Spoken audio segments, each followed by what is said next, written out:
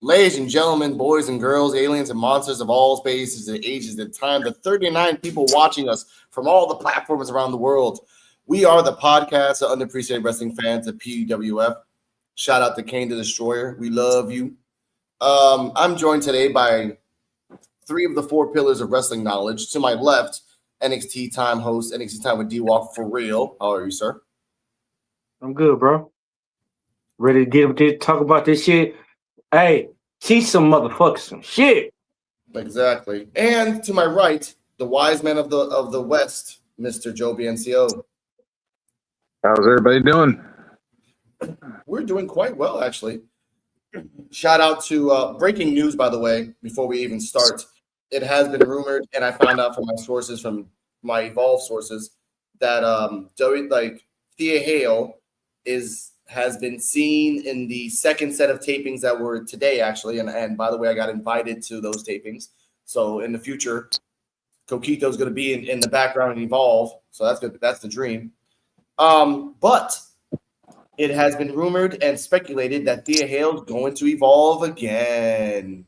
So before we even get to the main course, and I know, Joe, you go first. Go what? What's your thoughts on Thea Hale now going to Evolve? And by the way, I want to say this too. It has been documented on my Twitter. Check out Rico Reactions on Twitter. I called this, not even on Twitter, by the way, on Instagram, where I made a video on Instagram saying that Adriana Rizzo, Thea Hale, and Jada Parker need to go to Evolve. And then one day later, motherfuckers want to make okay. That's what I want to say about that. Right. No, I mean, and I feel like she needed to because she was kind of lost. Yeah.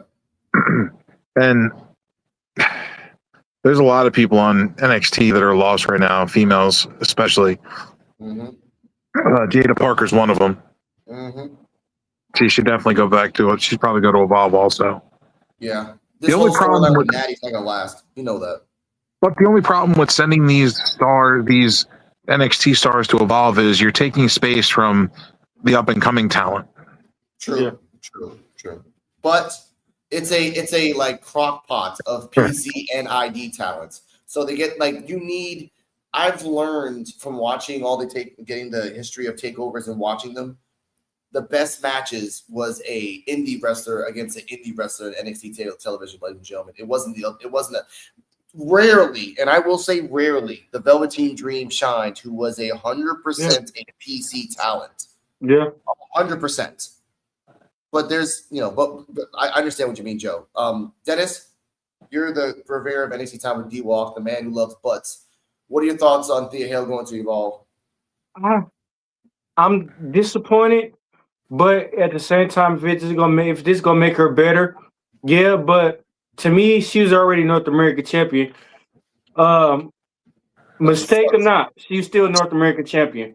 Yes. To me, you should have like people like Lizzie Rain, or you should have like newcomers going to Evolve. Thea Hale, we know Thea Hale could wrestle. We know Thea Hale, the potential she could do. But it's just they're not giving it to her, so why should she get demoted to Evolve? Like I said, she's already champion in NXT. Why? Okay. I love you like a brother, so I will let it pass that you said demoted to Evolve because that's not a demotion. I don't mean it like that. No, I don't mean it like that. I don't mean it like that. I mean like, to me, Evolve should be where like this. You mean like that? Yeah, he means like he's gone. He's gone. Okay, well, Evolve, and to defend D-Walk, Evolve is a demotion. Evolve is a demotion. You looking at Apple? LFT, the Evolve. That's going backwards. NXT is supposed to be the step up from Evolve, and they suck. And then you're supposed to go from NXT to the main roster. Yes. No, I get it. I mean, let's be real. Like most of the people that were in Evolve get snatched to NXT really quick, or the AAA. Jack Cartwheel, Elio LaFleur, Dorian Van Dux, Tristan Angels. Thank the gods, fucking Starboy hasn't been picked up yet. He's our little treasure boy right now. But this is the reason we're going to talk about this, ladies and gentlemen, and talk about NXT as an introspective from 2012 to 2020. Mr. D-Walk and Joe will go from 2020 and above because they watched it. I was poor, so I didn't watch NXT during that time, and I didn't really give a shit. But before we continue, I want to give a shout out to the family, and even this guy, Influential Sports, for making the NXT Black and Gold versus the NXT 2026 debate, because it inspired me to talk about this history lesson. Because again, various plot holes, various just contextual cues. It was all over the fucking place, and most of those kids, and I call them children because they're under the age of 25, 28. They were technically 10 to 12 years old if they were consistently watching NXT. That doesn't make any fucking sense. I was in my 30s when I was watching NXT. And I say this religiously watching NXT from 2013 to 2019. I kind of, after Cross, I'm like, all right, I'm done. You guys are just not at my fucking level. But yeah, and yes. if you go talk about us, make sure you tag us so we could watch it and see the shit, though. Like, don't do no sneak dissing and shit. Like, let us see the shit so we can give our opinion too. Like I said, at the same time, this should be no argument. This should be no debate. We should be content creators. We should be putting shit together, not going against each other. We don't want it to talk. Come on, bro. Yes, that's why I want to say thank you, Eds, for inspiring us to make this video. This is not a plagiarism. This is not a debate. This is not going to be an NXT Black and Gold versus 2026 debate because, ladies and gentlemen, aliens and monsters, there is no debate. And we're going to show you that NXT Black and Gold will always be the better brand because it was made by somebody, and after they passed, they milked it until it was dry. They did. After Dusty died, they milked that motherfucker for 4 more years. And it was because only of the formula that Dusty made that they survived. Once they started becoming the brand against AEW, it just kept going downhill and downhill. And then you got the fucking splash color. We'll talk about that later. But NXT was Triple H's baby. It was Dusty's baby first. And then Triple H and Shawn Michaels learned from Dusty and kept it going for 3 years. They learned the formula. Bring someone in new, make a story, continue, repeat over and over and over again. So what if Dusty Rhodes would have lived for another couple of years? Where do you see NXT? Better than what it is now. Way better than what it is now, honestly. It would. Yeah, I mean, why'd they abandon the Dusty Classic? Yeah. They tried. Why'd they abandon the Mae Young Classic? Hey, girl. Hope you're having a good day. You know, why did they abandon those classics? I mean, that's when we really got to see who would shine in the NXT brand. Now, Joe, I want you to start if you can. Tell me your experience of the NXT Black and Gold brand, your memories and your favorite highlights. Well, we have the clip on YouTube that I have it ready to go, but let's just talk about our experience before we get to the historical facts. Come on, Joe. Black and Gold was fantastic. We had the creation of the Shield. Yes. We had the creation of the Wyatt family. Yep. We had who else do we have? Breezango. We had Tyler Bate and Pete Dunne. We had Trent Seven. Yeah. Yeah, and another thing is we can't take out NXT UK either. NXT UK was part of that because NXT UK got canceled when the splatter rainbow colored NXT came out. And that's where we had Gunther and Imperium, Pete Dunne, Rhea Ripley, Noam Dar, Tony Storm came from NXT UK. Rhea Ripley. Tony Storm is a big one. Yeah. And not only that, back in the early NXT Black and Gold days, we also had Swerve. Isaiah Swerve Scott was in that group also. Yeah. Well, we're jumping ahead year to year to year to year. Let's talk about the beginning of what it started, because that's why I tell people watch Evolve, because Evolve. Oh, we have 299 subscribers. One more subscriber, ladies and gentlemen. We get the 300 subscribers on the PUWF channel. Come on, guys. Let's go. Almost there. Now, I want to say this. Evolve right now is 2012, 2014 NXT. And I say this because it took them 2 years to set the story, set the background, set the details for that when 2014 hit with the Four Horsewomen, with the Sami Zayn, Kevin Owens story, with the Neville story, with Sanity, with the Wyatts, and even everything else. It had to grow. Yeah. And that's the point I want to say. It took 8 years for it to, like, it peaked. Yes, it peaked around 2019, 2020. But from 2012 to 2014, you were watching a show that they were learning on the fly every week. They didn't know what the fuck they were doing. There's no fucking script to do this shit. So it was Dusty Rhodes every week talking about, oh, my baby boy, Cody Rhodes, he's a little baby boy. Make him work. And then he goes to work. And every week he did that. Every week. And when the Four Horsewomen came out, revolutionary. When Paige came out, revolutionary. When freaking Kevin Owens betrayed his best friend, which they put it in the timeline, was devastating. When Rico retired against Cesaro in NXT, it was legendary. 2 out of 3 falls with Sami Zayn, legendary. Crazy fucking characters. Like Undisputed Era. Huh? Undisputed Era. Undisputed, and that was 2018-19. Like I'm going back to the Vaudevillains. I'm going to Enzo and Cass. I'm going to Carmella. Carmella, Buddy Murphy, Buddy and Riley with The Ascension. Alexa Bliss. The Ascension. The Ascension. Who are, by the way, the longest tag team to ever hold the belt in the history, even to now. 396 days. No other tag team has ever beaten that record since. Shit. What's up? No, but D-Wall, what are your thoughts on NXT Black and Gold in your memories before we get to the history lesson? It was more, to me, Black and Gold was more of storytelling. It was more every week. It was, hey, I'm excited. I'm at the edge of my seat. Yeah. This shit now is like a hit and miss. Like, it's like fucking a hit and miss. Yeah. You don't know how it was. Like, it might be good this week, might be trash next week, and most likely it's gonna be trash the next couple of weeks. But the Black and Gold, it was always, like I said, and it involved everybody in there. Ricochet, Velveteen Dream, Keith Lee. It involved every division, the women division, the men division, tag team division. Everybody had their time. Yep. And it was fun.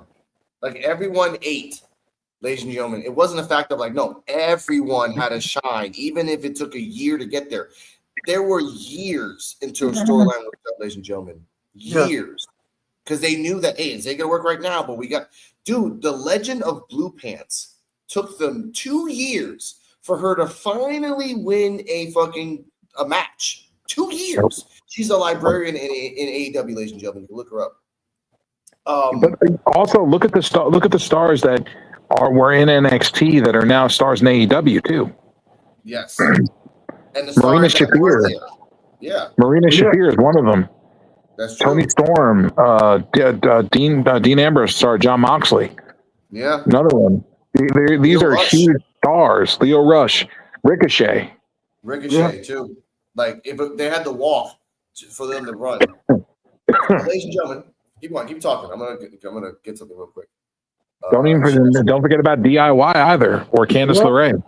We'll talk about that too. We'll talk about the DIY. What about FTR? FTR also. The revival. They were the revival, yeah, back then.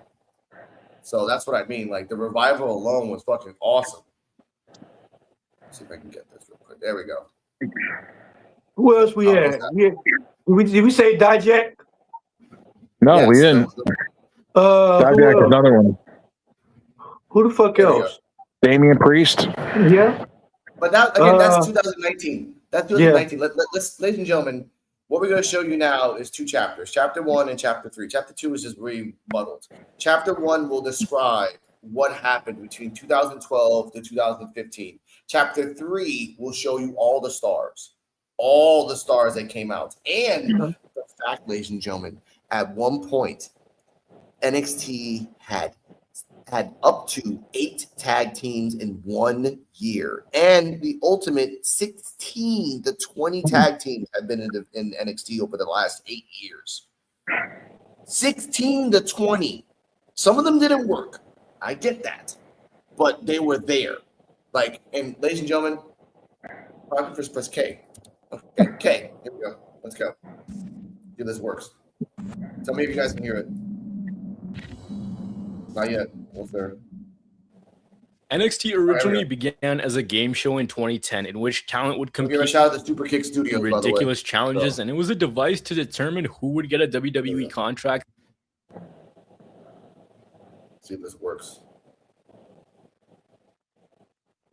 Through an elimination-based format, even though most of the wrestlers Too short, guys.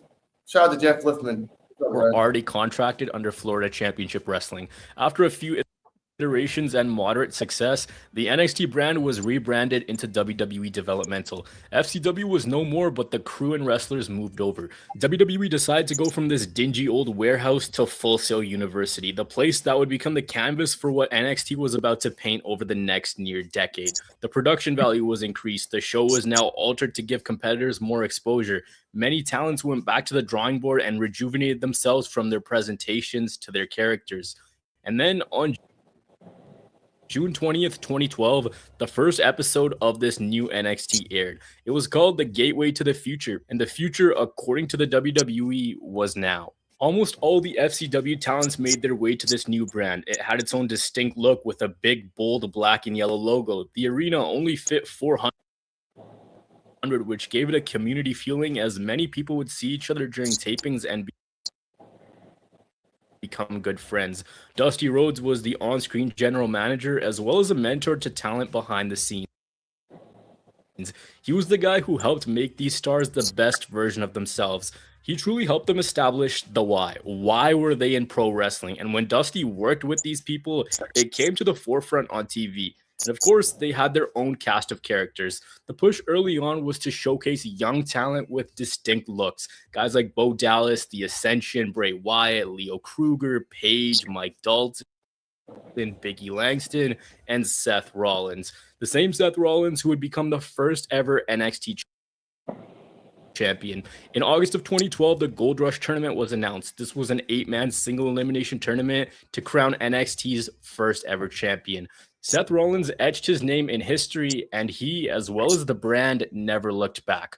One of the real gems in WWE's developmental system was Rollins, so it only made sense for him to be the first. You saw a woman get more TV time and be treated as an important factor of the show. They weren't relegated to 2-minute matches. They could build their characters and have original stories, which lasted multiple weeks with reasonable payoffs. The first true woman star for NXT was Paige. Her character was the anti-diva, rebelling against all the norms of the typical WWE Divas wrestler you'd see on Raw or SmackDown.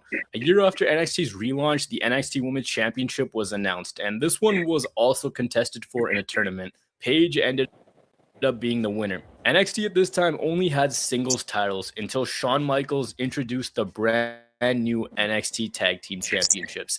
Tag team wrestling would become a staple of NXT. A wide variety of teams went through there, and the matches and storylines were sometimes better than what was happening in the main event. The team of Oliver Gray and Neville became the first ever NXT Tag Team Champions when they beat the Wyatt family. Neville would eventually win over audiences with his aerial offense following the team splitting, and he became one of NXT's most early success stories. There wasn't anything too crazy when it came to storylines or deep-rooted feuds early on. As someone who rewatched every single episode, it was a lot of nothing for the most part, but we're still early on.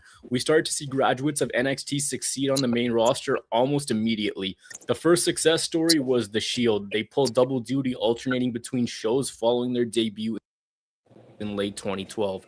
In 2012 and 2013, there was a huge connection to the main roster. Talents would come down to work with the next generation. The show would see the Intercontinental and U.S. Championship defended on it. People like Randy Orton, Cesaro, CM Punk, AJ Lee, among others, rocked up, and it really gave the brand some more buzz and credibility. Very much so, this whole operation was still a developmental. In July of 2013, Charlotte debuted in NXT along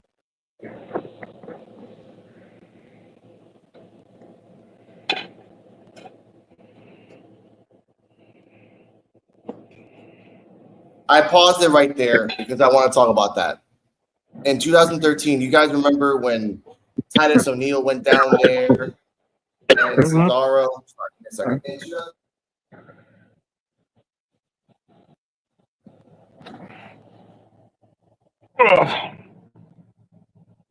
Yep. Okay. That's what I want to bring up. Yeah, that's what I wanted to bring up because 2013 was a special year because, again, we had Regal get retired by Cesaro. We had Titus O'Neil come out of nowhere and be a villain. We never saw Titus O'Neil as a villain in the main roster. Ever. In NXT, he was a dick. And I liked that. And they started doing that again in the new NXT, but it's not the same. Like, you come to NXT, you're still kind of like, oh, I'm kind of an heel, but I'm still a heel in the main roster. And what are you doing there? That's why I bring up with Joe, with Evolve, it's a different timeline. It's a different fucking universe. So when you go over there, you can literally be wherever the fuck you want. And then in NXT, it wouldn't matter. Because you can still be a babyface on NXT and be a fucking chicken shit heel and Evolve. That's what, thank you. The 3 months gives you nothing better. Thank you, Cardell. I love you. But the fact I want to say is this is the difference between NXT back then and now. In NXT 2013, around that time, they gave you a veteran to fight with because they gave you trust. We trust you to do this program. We trust you to do this. So go out there and do it. And let's see what happens. So, Joe, what are your thoughts on that? Around 2013, they started bringing veterans into – and also, if it wasn't for AJ Lee coming down to NXT, Bayley would have never got the hugger gimmick.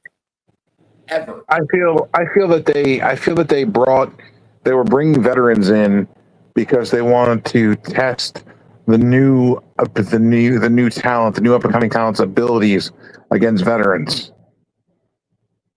It also would bring more eyes to the product. True. From a game show to this, 1 year difference, they're trying. And this is 2013, where Vince wasn't really giving a fuck. Around 2016, he started giving a fuck in a sense, but around here, he didn't really care about anything. Wouldn't the original NXT be considered the Nexus? Yes. Because then that was a game show. Yeah. But they wound up forming a group, which was very different. Yeah.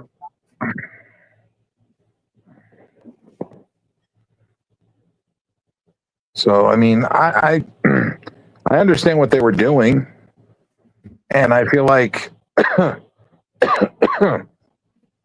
they still try to replicate that formula. Because if you look at when we go into the Rainbow Splatter era, they brought the New Day in, they brought Dolph Ziggler in, they brought Bobby Roode back, they brought Samoa Joe back, they brought Finn Balor back. They were trying to relive, use the stars that were already up and coming, but already made it to the main roster, and they brought them back down to get more eyes on the product. Yeah. And you know, it's a weird coincidence. Almost 10 years later, they're using the same formula again, whereas in 2026, they're trying to do the same formula again. But they don't understand this one formula worked because it was in a different timeline, different area, different circumstances. You can't do the same thing twice in a different area. You just can't. It was in Full Sail. It went from Full Sail to the Performance Center. And Evolve is in a smaller version of the Performance Center, which looks like fucking Full Sail, which is fucking weird. NXT is now the Raw and SmackDown of NXT, whereas Evolve is the NXT of WWE, which is fucking weird. But let's you off your thoughts on, again, Titus O'Neil coming in, Cesaro. The fact that Cesaro retired Regal, and I remember that match in the back of my head. That was a fucking not a bloody match, but he beat the shit out of each other. Yeah. Hey, people forgot about Hideo Tamava. Hideo Itami. Hideo Itami. Yeah, people forgot about him. What, Finn Balor? This one in NXT when Finn Balor when he used the demon gimmick more often. Not one every 3, 4, or 5 years. This one he used it frequent and yeah. Wasn't Kota Ibushi in the original NXT too? No, he was only in the Cruiserweight Classic. I thought he was in NXT. No, well, they used him for only once. That's it, and then that's it, just a rental. They should have tried to keep him. Yeah, I know, but he didn't want to stay. Remember, they gave him a shitload of money. He just did this because someone asked him. He said, "All right, I'll do it as a favor." He didn't. I don't blame him for not. I don't blame him for not wanting to stay. Look what they do to the Japanese talent. yeah. No, I know, but no. Here's the difference between NXT Black and Gold and then. They treat Japanese talent like trash in the new era. Yes. However, in NXT, they actually respected the talent. It depended on them. It wasn't dependent on us. It was dependent on them to put themselves over. Like Asuka had to put herself over. Kenta had to put. Tommy had to put himself over. Io Shirai, Kairi Sane had to put themselves over. That was the point. Yeah, but once they get to the main roster, they get fucked over. Yeah. But here's the difference. Yeah, but you know what's funny? The same formula that fucked NXT over in Black and Gold is being used in the main roster somewhat. Because Javon Evans is thriving. I know you don't like that joke. Trick Williams is thriving. So Ruka is thriving. But JC Jane, not so much. And I told people If you consider Javon thriving, then I think you need a pair of glasses. no, okay. Yeah. He was in the semifinals of the King of the Ring tournament in less Did he than win? up there. In less Did he win? Did he win? Because Jey Uso. If it Okay. wasn't Jey Uso, How many championships has he held? back to the video. Over his career, how many championships has he held? Okay, fine, you win. Fine. Back to the video. That's and here's my thing. the first opponent on weekly TV. Hey, He was Bailey because of what they'd eventually morph into. These were Go on, D-Wall. no, I can wait till after the video. I got you. All right, let's go. two All right, fourths of the almost group done that with would chapter go one. on to be known as the Four Horsewomen. You're always told Yeah, that that's these four are really studios. important, but never the why. And the why is actually pretty simple. Basically, in a smaller scale, they were what the SmackDown 6 were to SmackDown. They were the ones who everything went through. The hell? I don't know. There you go. They were One definitely. way or another. Everything revolved around these four. Tag That's team me. There we go. Should be working now. rivalries, There we go, one-on-one rivalries, championship matches, betrayals, you name it, it was up to these four. The first person who debuted out of these four was Sasha, and it took her about a year to really differentiate herself, but once she found her stride, she rode a wave of momentum and she never looked back. Bailey was a shy fangirl who slowly gained confidence and won over the fans. Becky Lynch came later on and had a generic Irish gimmick, which she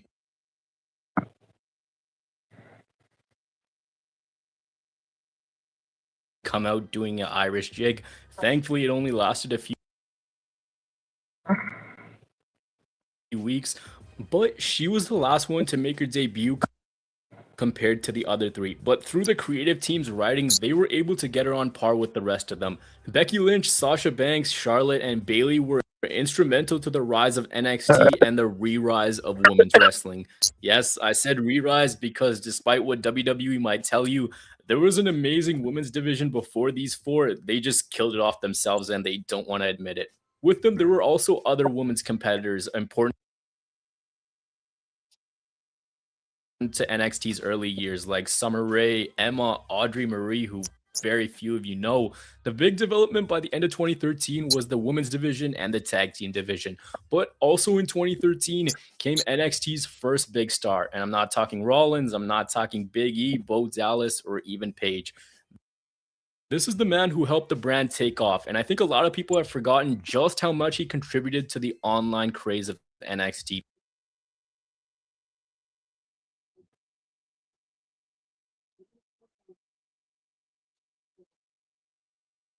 Are we pausing? Okay. I wanted to pause right there. And I know you guys say something to my girlfriend saying Javon Evans defender. No, but no, this is what I got to say. Spicy. This is what I was going to say afterwards. Yeah. It wouldn't have made sense for Javon Evans to win Mm-hmm. and then eventually he had to fight Roman Reigns. That'll be a squash. Like, let's say this. He would have had to fight Oba first. Yeah. Well, but they would finish the story. Go on, Duval. No, like I said, they would have had two ways: let Javon win, and then let Brock Lesnar interfere and help him. But I'm hoping they don't do that because I want to see Obafemi go strong.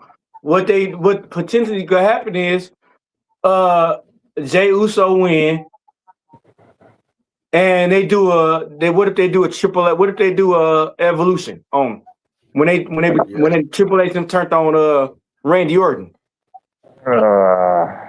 I'm just saying. No, you know what? Okay. I'm just saying. Someone said this. Yeah, but someone said this. Someone said this in another podcast. Shout out to What's Wrong with Wrestling. Jey Uso wins. Jey Uso looks at Roman Reigns with the belt saying, okay, we're both champions. So then Civil War starts. Or like you said, Evolution, Jey wins. Then Fatu and Jimmy become a tag team. They win the tag belts. They become the new Undisputed Era.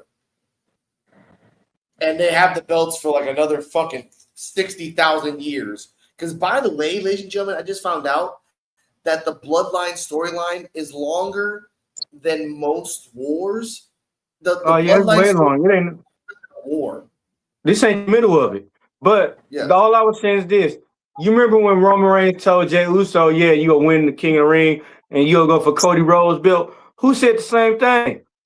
Didn't Triple H tell Randy Orton that too? Yep. Man, didn't Triple H tell Batista that? He told Batista that. Yep. They're just copying the Evolution storyline because they have nothing. But the fact that you have three people doing storylines, but the fact that you're using AI, you're just going to the worst decisions ever. Even shout out to Micah Misfit. Even she said it. Liv Morgan should not be in the finals of the fucking Hell no. Hell no. Hell no. Why? When are you going to showcase new talent?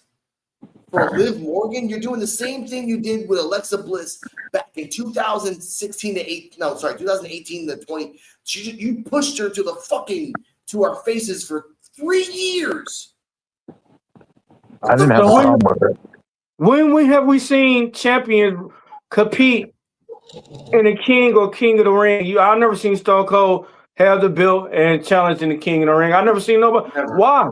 This was to me, this is supposed to be for new talent. This is how you get over new talent. But excuse me. Hold on. Brock Lesnar was the world champion and competed in the Royal Rumble. That's Royal Rumble. But that's because it's a Royal Rumble. That's still going for a title, and it's still technically a type of tournament because you're competing against 30 other men to win a championship match.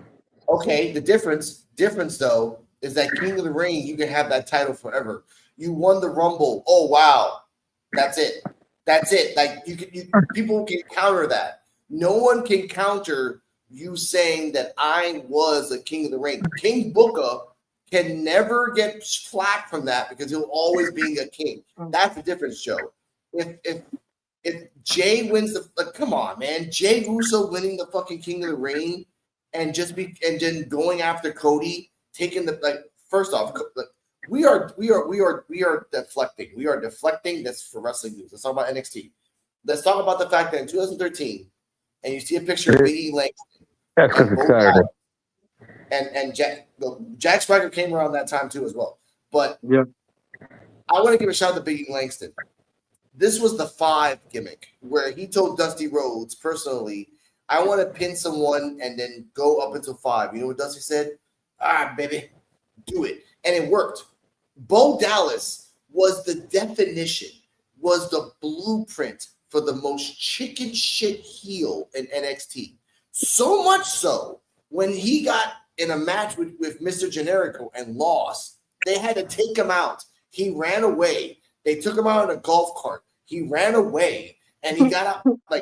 I've never seen anyone get ejected from NXT ever in this new product. Ever. And that's the point I want to say. NXT back in 2013 with the Big E Langston had no right to do the 5 gimmick. But you know why? It fucking worked. it fucking worked for some weird reason. And no one has done something like that ever. Oh, we have I know one's gonna say we have Obafemi. Obafemi is the guy that looks nothing like fucking like Biggie Langston. Obafemi is the guy that has a different character. He is your Velveteen Dream of 2026. A diamond in the fucking rough. A PC raised wrestler. And you got gold with him. And you got gold. Is Apollo Crews? Did they release Apollo Crews? Yes. They fucked up. Imagine Apollo Crews over Femi and fucking Omos. We'll talk about that. Because NXT back then and now is cyclical. Yeah. Now, Joe, do you remember? I don't think you remember this, but do you remember the wrestler Lars Sullivan? Yep. Yep, Joe. Okay. Joe, aware of it. I say this because Lars Sullivan was pushed to the moon in 2017. He had no business to be in wrestling. I just heard some podcasts. Again, shout out to What's Wrong with Wrestling. Also, shout out to Wrestling Super Friendos. We are the number 2 WWE Evolve post review in the world. Number 2. Number 1 is Evolve with PUWF podcast in the world. Oh, by the way, also Fightful, you some bitches, because what a surprise that 4 hours ago, you put out a tweet. Oh, Mason Holiday was sad, and that's why she left WWE. What a surprise that me, Evolve with PWF, posted this shit out 4 days ago. I was going to say, it's been almost a week. Huh? I was going to say, you posted that almost a week ago. Exactly. And today, they want to say that they're the exclusives. Oh, Mason Holiday. No. For one thing, I have my sources. I'm not going to say their names. I have my sources. And I was right. When I shoot from the sniper rifle, I make sure I hit 100 out of 100. So, Fightful, you better acknowledge us. Be respectful. We broke the news first. We did. Ain't nobody 299 subscriber fucking. Anyway. I want to talk about this. After Rollins won the belt and left because he had to do the Shield. And by the way, the Shield always came back to NXT every few years to have fun. So did the Wyatts. And beat ass. Yes. And by the way, TM61, which is the Miami O'Neil, I want to give a shout out to those actually for the tag team. When Bo Dallas lost it, and in this video I paused it, he is going to say that the charter boy of NXT 2013 was Sami Zayn. Now, we can all agree Sami Zayn was the star, the ace of NXT. He was. He was. He had the best 2 out of 3. If it wasn't for the 2 out of 3 falls match he had it with Cesaro, there wouldn't be eyes on NXT. Because people were talking about it back then on Twitter, like, holy shit. Like, why is NXT having the best 2 out of 3 falls match? Like, why is this happening? Because it is. No one gave a shit about Cesaro retiring Regal. They only gave a shit about this. So I want to say that. Like, and let's just keep it going, and we're almost there. NXT's first sentimental star that bled black and yellow. That man is Sami Zayn. In January of 2013, he signed with the company. He came in with a global resume as El Generico. He, alongside Cesaro, sent shockwaves online with their matches. And the whole underdog story of Sami Zayn honestly is a video of its own, but they played the long game with him and it worked. Cesaro and Sami had a 2 out of 3 falls match, which was fantastic. They got people talking about their chemistry and how this amazing match was taking place on a developmental show. As we now know, the 2 out of 3 falls match would become the NXT special in years to come.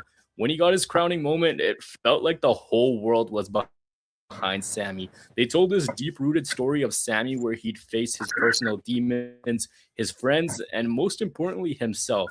He overcame all, he got his moment, and then at that exact moment, his best friend stabbed him in the back on his biggest day. That was actually in 2014, and 2014 is where I'd say NXT had their breakout year. See, 2012 and 2013 were instrumental in terms of building, introduction to different faces, bringing in titles, slowly fleshing everything out. But 2014 proved that NXT was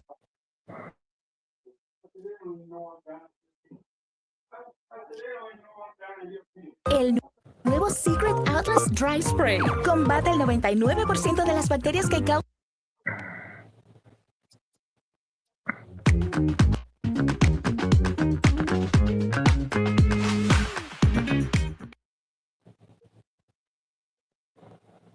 NXT was a different animal and that they were here to stay. William Regal became the new on-screen general manager. He'd wrestled, he'd been a pro, he'd commentated, he'd done everything for the brand, and now he was the authority figure. William Regal became synonymous with the NXT brand and playing maybe the most perfect and unbiased authority figure in company history. We all remember the classic Regal announcement. It felt like every time he had something to say, he'd announce some big match, championship, or signing. And signings are exactly what we got to talk about. In the summer of 2014, WWE signed Japanese superstar Kenta to an NXT contract. The brand was now looking to build their roster and add depth to it. His first storyline was against the now titleless Ascension. They had their 343-day tag team title reign ended by the Lucha Dragons, and that record still holds up as the longest NXT tag team title reign. He was getting dominated 2-on-1, so he said he was going to bring out a tag team partner. And this partner wasn't just anyone. This was one of the biggest wrestling superstars on the planet. Fergal Devitt, the man we know today as Finn Balor, was in NXT. Sammy can be attributed as NXT's first big sentimental star. But the signing of Finn Balor was a look at things to come. He quickly rose up the ranks and became a fan favorite. Also, the signing of Kevin Steen, which made an immediate impact. They were big game hunting on free agents, and it was working for them.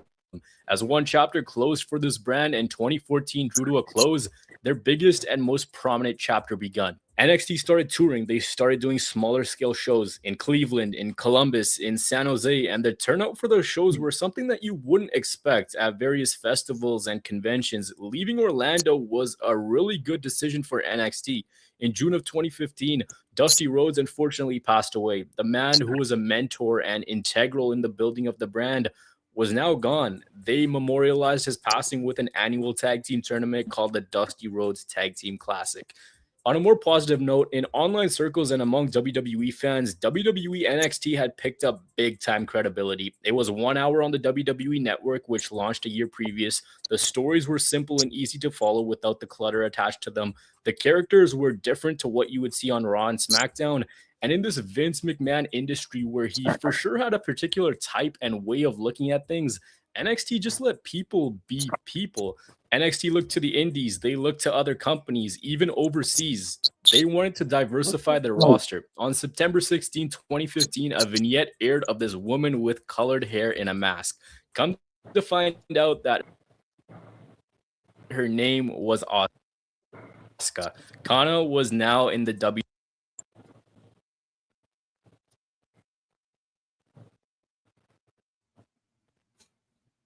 We'll stop it right there. Now, with the history lesson that's been told from us, the Kevin Owens story, the Neville story, the fact that Finn Balor, which by the way, he was hot. He was only in NXT for like maybe a year. That's it. And then he went to Raw, had that match with Rollins, won the belt, but messed up his shoulder. Yeah, he fucked up his shoulder. I mean, for real. Yeah, but then he got screwed over. He never got a chance at the show. Of course, because it was Vince. He gave you one shot, and then that one shot was done. And he's like, "Oh, you're not strong enough. You're weak," and that's what they did to him. But before that, to get Prince Devitt from the Bullet Club, because at this time, 2013 to 15, the Bullet Club was just starting to become hot. It wasn't until like AJ was over there, and then Cody was over there. Like, it started blowing the fuck up. Yeah. We had But then when Asuka arrived, a 500+ day reign, the fact that she vacated the belt only because they were calling her up. That's it, and a fake injury. That's so, Joe. What are your thoughts on? Let's talk about the rise of the legend of Asuka, because again, no one has done that since, ever. I just feel like she was undefeated, which is great, but at the same time, when she lost that undefeated streak, when she got called to the main roster at WrestleMania, that was kind of stupid. They should have kept the streak alive. Yeah. Yep. The same way with Obafemi. They vacated it though, so that's why I meant, like, for Asuka, they vacated the title because she had a fake injury. So it's like, so she still kept the streak. She just, fake injury. Yeah, she kept the streak until they decided to screw her out of it. That's true. That is true. Mm-hmm. And it's sad. It is sad because honestly, like, Asuka's reign, and I think they'll talk about this, but I'll say it myself. I watched every week of Asuka's reign because when she got there, that's on me. When she got there, she didn't know a lick of English. Nothing. Not a damn thing. And it took her a year, and Mr. NXT and basically Mr. Triple H understood, like, this woman doesn't understand, can't speak English worth a damn. So let's just put her in pool segments where she's sitting and chilling. Let her say like one sentence, and that's it. And this worked for a year, ladies and gentlemen. This worked for a year plus because she was 500 days. She fought everybody under the sun. She fought everybody in the roster to the point where Mickie James came down to try to fight her. Ember Moon, Bayley, Nikki Cross, everybody tried to fight Asuka. And they all lost. And that was the best thing about her reign. Nobody is ready for Asuka, and that phrase was dominant. Nobody in the roster now in NXT, nobody is even close to that aura. As much as they try to push motherfuckers, and JCJ was a double champion. I'm guesstimating what people are going to say about this. Yes, she was a double champion, and every match and every time she was in a match, there was always a freaking interference. Always. So you cannot compare an always interference champion to a champion like Asuka that she never cheated until the final days of her reign. She never fucking cheated ever. CBS herself. Everybody. She beat Bayley twice. She beat fucking Nikki Cross twice. She beat both the Iconics. She beat everybody. And then when she fought Ember Moon, and the storyline that NXT put out there was NXT's Ember Moon's eclipse cannot be defeated. Asuka saw that, so the first match they had, she cheated to win. And they never had a second match because she had to vacate the title, and then they had a match and Ember Moon won. But Asuka's reign can be cemented as the history of how to book an international wrestler right. Right. So I say down in the comments, anyone that's watching us right now, the number is 5 people. Tell us, please, any other person that's gone close to the aura of Asuka in NXT Black and Gold. Because I started watching NXT between 2024 and up. And no one's close. Stephanie Vaquer was getting there, but they took her away. If she would have been there for a year and done all the shit that she did, she would have been close to the Asuka. I'm not saying surpassing it, but close enough. Because there's going to be nobody doing that. Nobody in this division can do ever the 500-day reign. No one. Nobody. Sorry, dude. Joe, your thoughts? I mean, I don't disagree with. I mean, I agree with a lot of what you're saying. I mean, Asuka was one of those once in a lifetime talents, and they kind of screwed that up when she went to the main roster. Yep. I mean, that's about it. I mean, that's it. They screwed her momentum up. Yep. But do you see Had her anybody win. close to that? Close to Asuka? Yeah. I mean, Good, somebody in NXT, not in the main roster. NXT right now, all the women that's in the roster. Do you see anybody that can? Again, you have to start her off undefeated, and technically, everybody in the roster is not undefeated.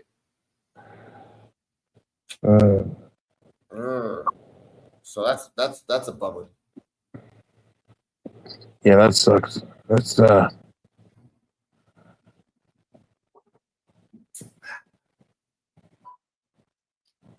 Moving on. Let's just move on because honestly, this is sad. Because again, NXT 2026 is better. No, if the wise man from the West can't even give me a name of NXT talent now that's comparative to Asuka, that's sad.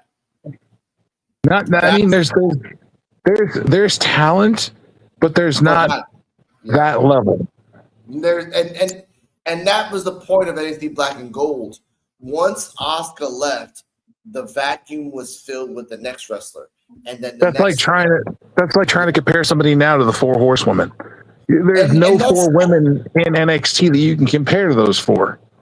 There's none. I mean, there was Sol Ruka.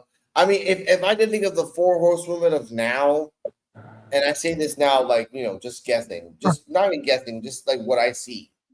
The Four Horsewomen of now is Kendall Gray, and if Sol Ruka was in NXT, Sol Ruka.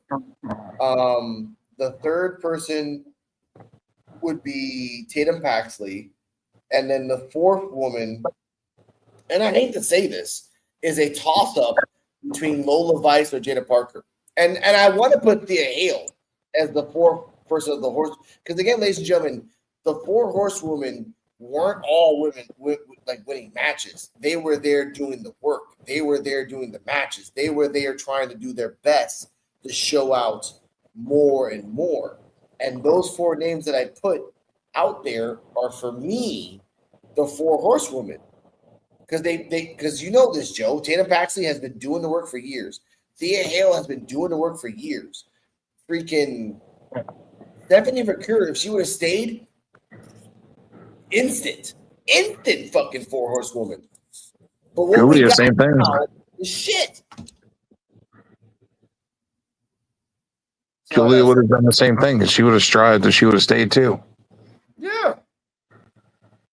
And that's the sad part.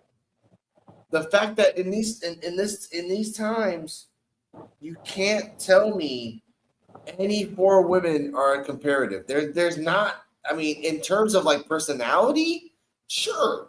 In terms of workhorse, maybe. In terms of like stardom, not even close. Not even fucking close to the Four Horsewomen. And that's what's sad. You got a stacked women's roster on NXT, but none of them can compare to the Four Horsewomen. No, again, Jada Parker got the talk, but she doesn't have great matches. All Four Horsewomen tried every single time to have a better match than the last. None of them are doing that.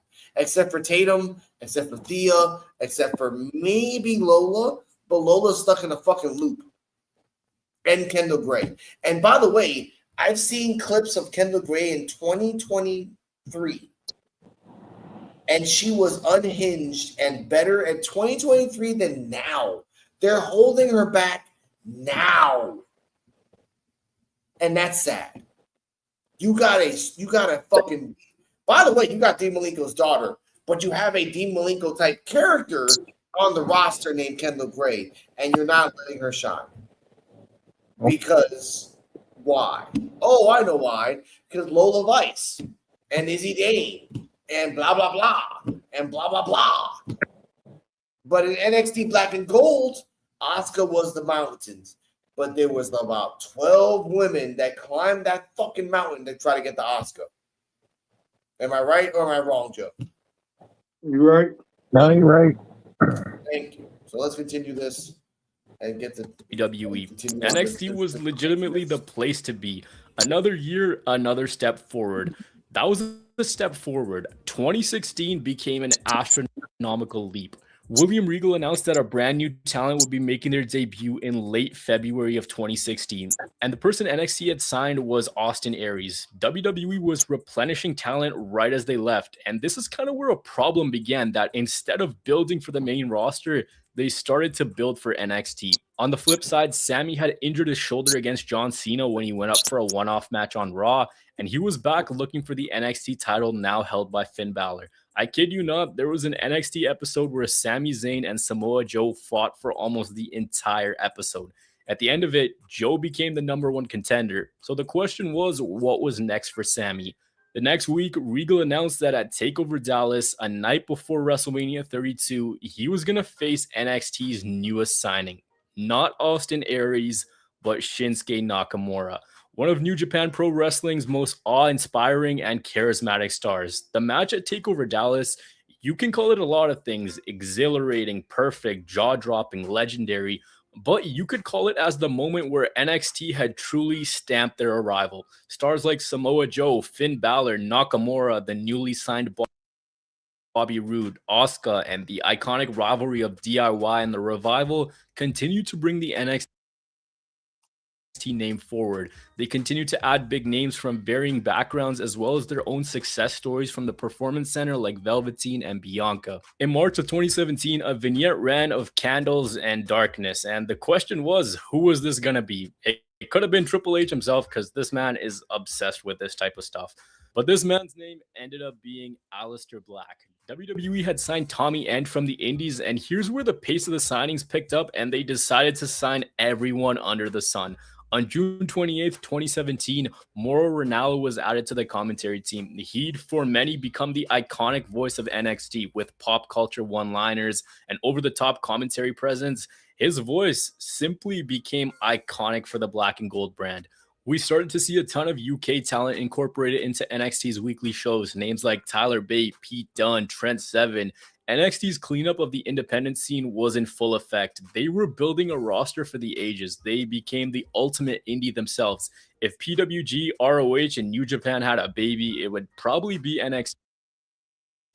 We also had the return of Drew McIntyre, who had some huge expectations on his shoulders the first time around. He left, rebuilt himself, and now he was on his redemption tour. He did that. He beat Bobby Roode to become the new NXT champion, and following that, Kyle O'Reilly and Bobby Fish appeared on the ring apron. Another well-known team by the name of Red Dragon. And at that same moment, from the crowd emerged Adam Cole. Adam Cole was a huge name on the independent circuit, and WWE signing him was literally them signing their poster boy. Mauro Ranallo said it was a seismic shift in the NXT landscape, and it was just that. The formation of the Undisputed Era, there's just something about the group which became synonymous with NXT. It's fitting that that was the group whose main colors were black and yellow, and they defined this brand at their peak. They became staples of that show. They also became the reason why War Games was revived and brought back to the WWE. In the coming years of 2018, 19, and 20, NXT would see its biggest growth period as the buzz became paramount, the roster became stacked, and the intricacies of stories grew larger and larger. NXT was no longer this little project out of Full Sail. It had grown. They were running venues just as big as the WWE, with more engaged crowds, better matches, and signings galore. Fans became elated with the product, and it was almost satisfying to know that whatever might be happening elsewhere, NXT was always reliable. NXT always had your back. People were excited of this next generation for the WWE, and the fantasy bookings, I remember them. They were off the chain. The brand grew in roster size, in championship size, and in popularity. People were waving the NXT flag high, and many people were proud to follow the WWE again. And that's no exaggeration. The height NXT had reached by the time TakeOver New Orleans came was astronomical. They were through the roof. They had talent. They had the matches. They had the stories. They were the quintessential wrestling product. so astronomical that by 2019, what was once a developmental made its way to national television. They had a rich roster of talent. Guys like Finn Balor, Johnny Gargano, Tommaso Ciampa, Cole, Shirai, Ripley. The list goes on. NXT was not your kind, and it was taking the industry by storm. But you may have noticed that I've glossed over one very important thing.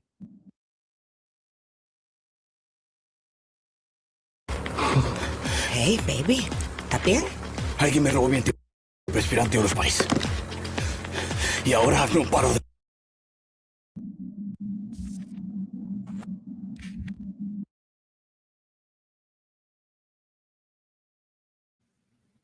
I don't need to hear Spanish Old Spice. So, what are your thoughts, Joe, on Chapter 1? Because again, they brought up a lot of names.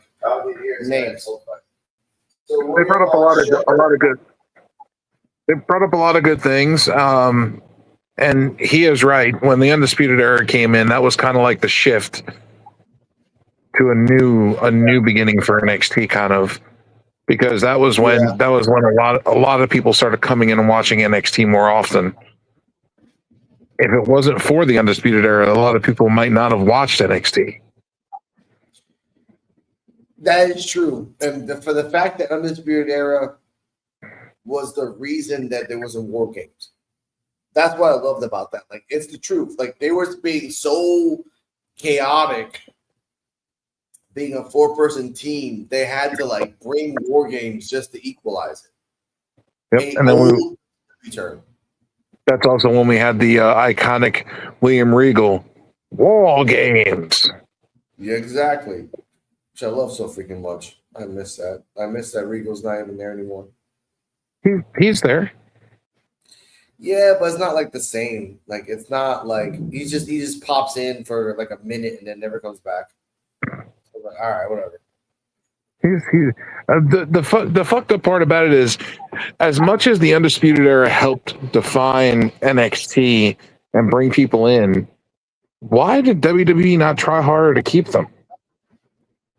Because they realized everyone, not everyone is the same paycheck. I heard that in reports Adam Cole's worth this much money and Kyle O'Reilly's worth this much money, but not this much. So it really gets you right in the ass of how they want to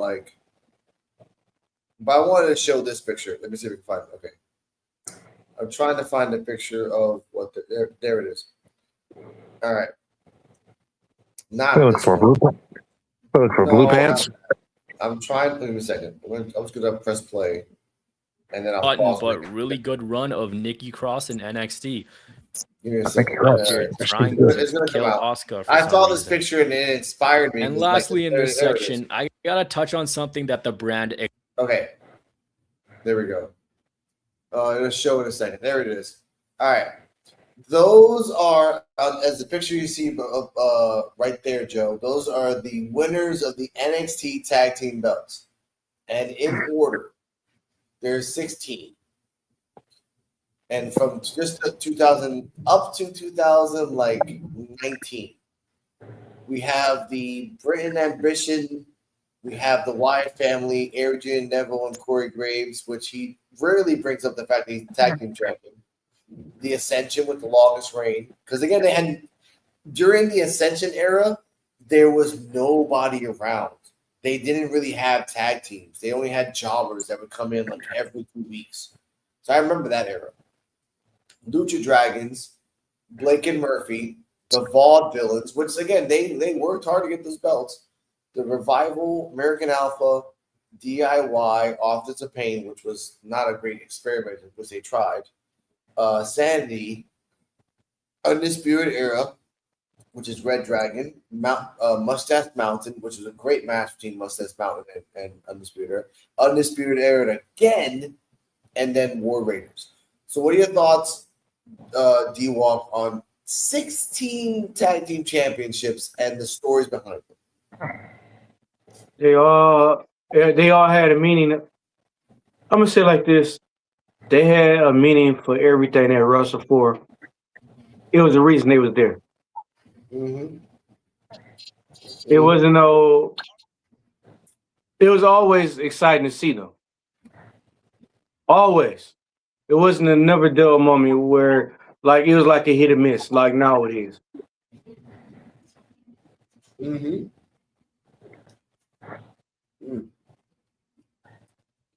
Joe, Nowadays, your thoughts? nowadays we don't even have a lot of tag teams. Nope. Tag team wrestling used to be something that NXT strived on very well, and now it's like there's hardly no tag teams now at all. Like when you stop and you think who's the current tag team champions, you can't spit it out right away. You have to stop and think about it. I forgot too. I don't know who are the tag team champions. The Vanity Project. Oh yeah, the Vanity Project. But that's a true tag team though. That's an actual tag team. But they're so forgettable that you have to stop and think about who the fuck the tag team champions are. Yeah. Back in the day, you didn't have to think twice. You knew who the tag team champions of NXT were. Because they had a division. And you knew the 3 contenders going forward. No matter what year, you knew exactly the champion and the 2 teams are going after it, at least. Off the top of your head. You didn't have to think about it. Mm-hmm. And we're not including Enzo and Cass. We're not. Because Enzo and Cass never won the title. It took 4 years for the Street Profits to actually win a title because they didn't even know each other. There were others. Again, there were other tag teams that not even on this list that were all like Lars Sullivan tried tag teams for a little bit. That was even bad for like 6 months. They kept putting him in tag teams for about 3 months, and then he never really won because he kept beating the crap out of his tag team partner. Nope. So, Street Profits, they won them, didn't they, once? what? Tag titles? Lars Sullivan? Hell no. No, the Street Profits. Yes, after 4 years. Yep. Even American Alpha. I think they're there too. American Alpha won a belt. And the story behind American Alpha was Chad wanted to be a tag team with Jason Jordan, and Jason Jordan just didn't want to be in a tag team. And once they finally meshed, it was just gold. And then Jason Jordan got hurt, and that was it. Yeah, but Jason Jordan got hurt in the main roster. It wasn't NXT. He was fine in NXT. Once he got to the main roster, he got fucked up. It happens. So, same thing happens in the main roster now. So you go from NXT and then you make one mistake and then you're just buried. Fucking awful. Yeah. Well, let's go to chapter 4 so we can just end this beautiful story of life.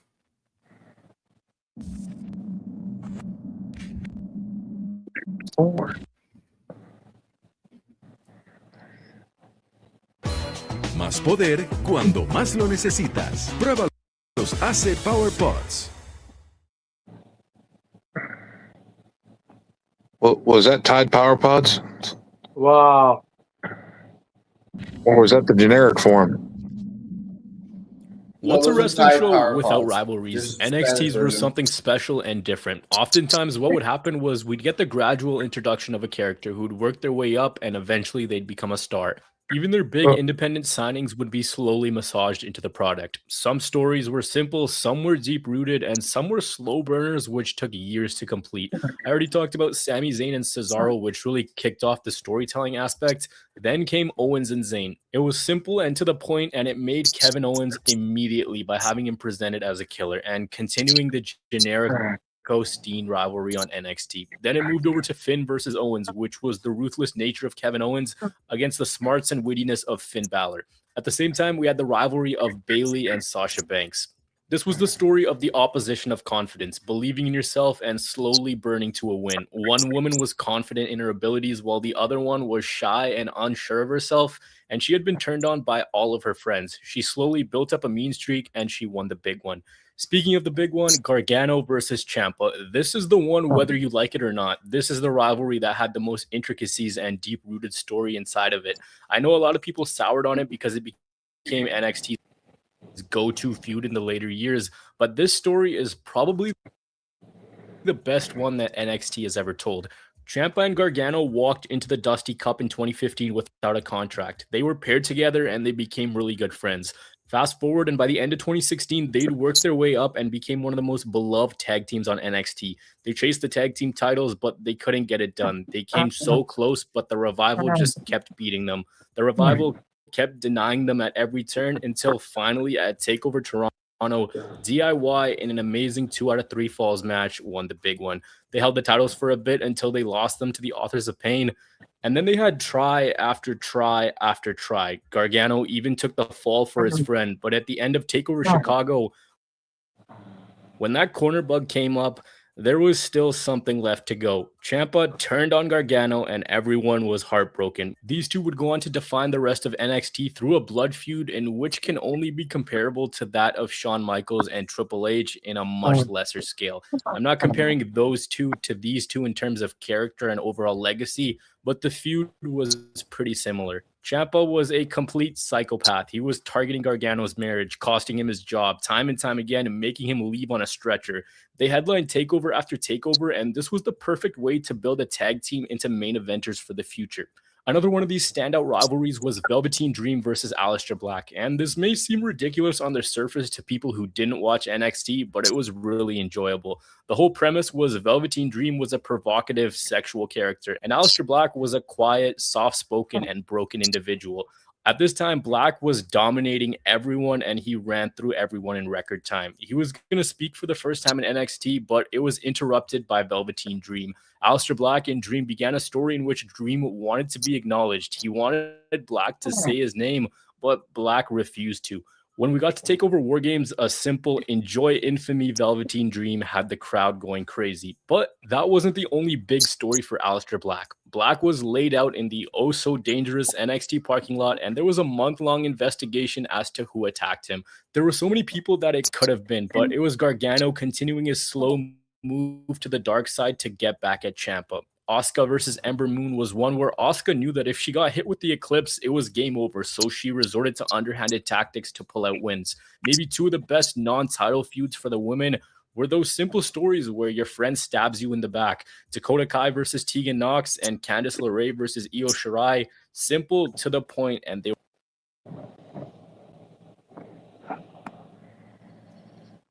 I actually wanted to talk about that, of the Velveteen Dream versus Aleister, and Aleister versus Gargano. And D-Walk does not like watching NXT. Has there been a storyline even close to like who attacked Gargano? And I remember that for a whole month, every week, they showed you a new angle. They went after a different person. And no one knew it was Gargano until he came out himself. So, yeah. Joe and D-Walk, what are your thoughts on that? I mean, it was more a surprise. A lot of stuff was more of a surprise than like we could watch and see like after the first time they do it, and then especially if they wait a month, 2 months. We knew the first time they did it and everything, but we gotta wait 2 months. Finally be like, oh yeah, we did it.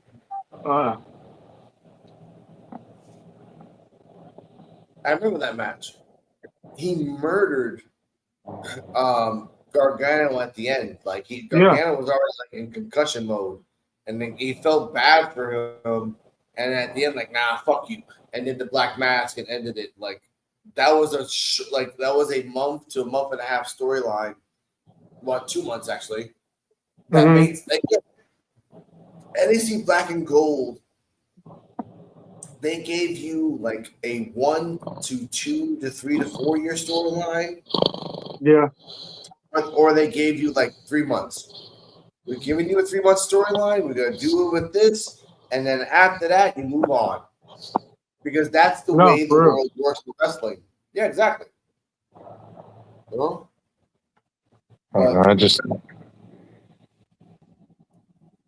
Go on, Joe.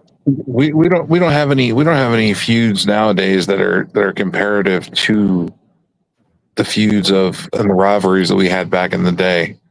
Not even close. Not even close. Who else that? The closest thing we had Who was that knocking nowadays. at the door? Hey, Kane. The closest thing we had. The closest rivalry we had in the current time frame and the current regime of NXT would be Ethan Page and Trick Williams. Yes, and also Ethan Page and Javon Evans when he broke his jaw, when he broke his throat, and he couldn't talk for a while. Like that was a storyline. It was, but the problem with that was he didn't sell it enough. That's true. That was one of the flaws many people said. Like, oh, Who he just came back. who is he? Wolverine? How the fuck you get your jaw broken? You come back the next week. It's 6 weeks, buddy. All That's right, my gimmick. that's true. Kane the Destroyer, how are you, sir? We good. Okay. I've been watching from the sidelines and stuff. I said, man, I got to jump in. Of course. Then what are your thoughts on NXT Black and Gold so far? Because again, we're comparing it to NXT of now, and it blows it out of the fucking water. Because again, a storyline, there's no rivalries in NXT right now that even come close to NXT Black and Gold. And those rivalries, like I said before you came in, is like between 1 to 4 years or 3 months. But no matter what, you were getting it done. So your thoughts? Oh, okay. My thoughts are there's not even a freaking comparison. It's not a comparison because it's night and day. NXT started off with just a little demental thing. They just doing something, and then before you know it, they realize what they had. I'm like, oh, wait a minute, we got some stuff going on here. Okay, as time progresses, they start immediately having people standing out. They had new signings from indie guys coming through. Okay, now everything's getting interesting. Okay, having these good matches, putting on good shows, and developing good stories, and turning just these stars into potential superstars. And that's why you have once they went through the Black and Gold, it was so many matches, so much good stuff that came out of that brand. They had Dusty Rhodes as the captain of the ship. Okay. So right now, make a long story short, there is no comparison from NXT Black and Gold, which it was literally gold. It was gold to what's going on now, because you had to have Black and Gold to lay out the whole stepway for where they at now. Now on the way from then to now, they might have made a wrong turn to Albuquerque or something, but hey, they might have made the wrong turn. But at the same time, back then it was better. It was better, and it kept you engaged. Look, you had Drew McIntyre. He came back and doing his thing. You had Keith Lee and Dijak beating the fucking holy hell out of each other. I mean, come on. You got Amber Moon. You got Oscar. You had so many. Huh? So I mean, compared from then to now the storylines of now is just, you like, what? You're scratching your head, or sometimes it's just too freaking predictable, or it be dumb. You can't follow it. You get so uninterested in the first fucking 3 to 5 minutes that you wind up changing the channel, or scrolling, or going or watching Pokemon. You find anything else to do but to watch the product now. You find anything. So there's no comparison from then to now. There's none. NXT Black and Gold was gold. Okay, I'm done. I'm done ranting now. No, keep going. Keep going. We had our time. Keep going. Okay, well, Talk your shit. Yeah, Okay. talk your shit. Well, man, just think about all the matches that has gone in from your first NXT champion all the way down to who's the NXT champion now. Man, Seth Rollins, Big E, with Bo Dallas, the list just went down and down and down, and it was more of okay, these guys was getting so good. Some of them was just getting so good. They said, okay, we got a spot for them. We got a spot for them. And now look at some of these guys now. Some of these guys now are some of the highest paid people, and some of them might not be in the company, but they getting paid in another freaking company. Just think about it. Well, I can't really, as far as Roman goes, I can't really think of too many matches I've seen with him, but I know he had a couple on. But Rollins, Dean Ambrose, Big E, all these guys, man. All these guys, man, they all started there. They started there and blast off. And most of these guys in good spots. Now, I ain't saying all of them is, but most of these guys are in good spots. But the stories were so believable. The stories were so good that it captivated you and made you watch. And you like, maybe these folks got something. Maybe they got something. So now it's 2K. It doesn't hold. Yeah, it doesn't hold your interest. Okay, they realize that maybe we got something here because now instead of us having like a few people here, a few crowd here, a few wrestlers in the ring, you got actual fans in here, and you getting more and more fans, and you filling this motherfucker out. Okay, cool. Maybe we do got something here. Now you just went from a developmental thing all the way to a fucking third fucking brand. It's still going, but it's from the blood, sweat, and tears of these guys of before. That's why I will always say black and gold and what the bullshit is going on now. That's why a lot of times I can't watch it. I can't watch it because some of the storylines are hard to freaking follow or don't make no fucking sense or they doing something extra. They're doing something extra. It doesn't even have to happen. Like, okay. Let me give y'all one good example.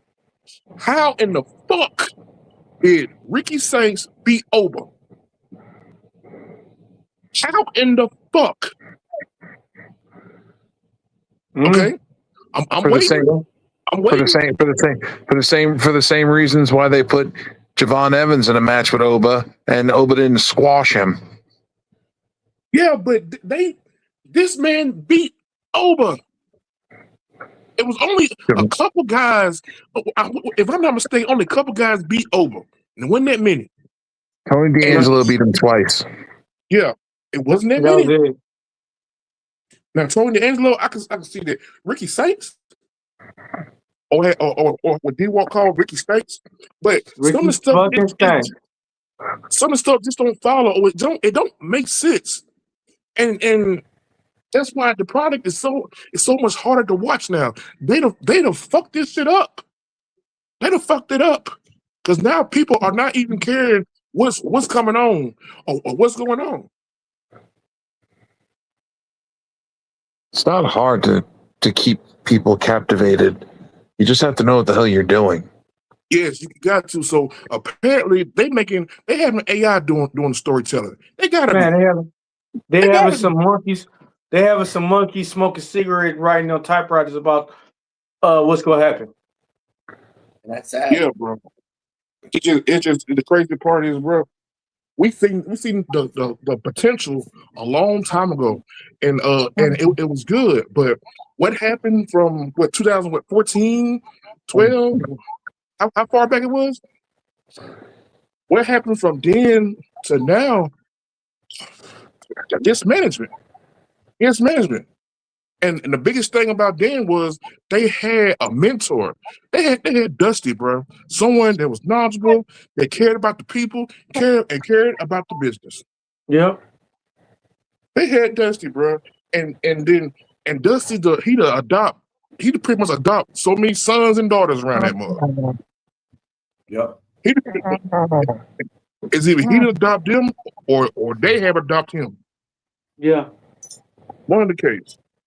Okay, I'm done. No, okay. I want to add on to that. Like the counterpoint to like, oh well, again, NXT now has so many more pay-per-views than NXT takeovers. Again, NXT takeovers were all over the place, from one part of the world to the next. One point I want to say, NXT takeover, and even there were matches in Japan. The new product has never gone to Japan to have a match. We've sent people over there, and they have clips, but we've never had a match broadcasted, unlike Shinsuke and Samoa. And also Kevin Owens and Finn Balor. That was a funny little point where they were giving flowers to Finn Balor. Kevin Owens got mad and just like tossed him. That was pretty funny. But the thing I want to say is this. Okay, the counterpoint for the new stuff. You guys have Iron Survivor. That's great. The problem with Iron Survivor matches is that you can kind of predict who wins. You can kind of put it out there. Sometimes you can't, but the last match where Kendall Gray was, I'm like, yeah, Kendall Gray is going to win because I've been watching Evolve and like they have been setting it up. And the one with Oba, I'm like, yeah, once Oba came out, I'm like, yeah, he's going to win. So there's no purpose. But in NXT Black and Gold, they invented war games. They started doing 2 out of 3 falls matches. They started really ramping up matches. They realized, like, hey, we got to start doing some crazy shit because these people ladder matches. Let's do this. Excuse me, let's do that. So comparing, okay, you have Iron Survivor, but it sucks. Compared to war games, ladder matches, 2 out of 3 fall matches, you're not even close. You're not even close. And again, now, I say this so we can move on to the next topic. The fact that up until the pandemic, it was sort of sailing good. It was, again, 2019 was a crazy year between Dijakovic and Keith Lee and Adam Cole and everything else like that. Once the pandemic hit, it went to like the splatter color era now and then like the black and gray. And I've asked people, tell me a match between 2022 and now that is comparative to black and gold. And no one has told me anything. Nobody. No one has given me a comparison. No one's given me an example. So Luca's a great. Yeah, so Luca had a great match against Kaylani and had a great spot. It wasn't a match of the night like a takeover. Oh, Oba and Trick and Javon had a great match. Yes, they did. But again, it's not comparative to a match in TakeOver. Tell me a match in the comments when you hear this, a match that is comparative to TakeOver. You can't. Spoilers. Because there's nothing out there right now in the main product. And the stars that you made are gone. The stars that were there, you muddled them in story. Look. Let's look at Trick Williams, right? Trick Williams was a stupid babyface that until he turned heel, he got better. Oh, he went to TNA, he broke records.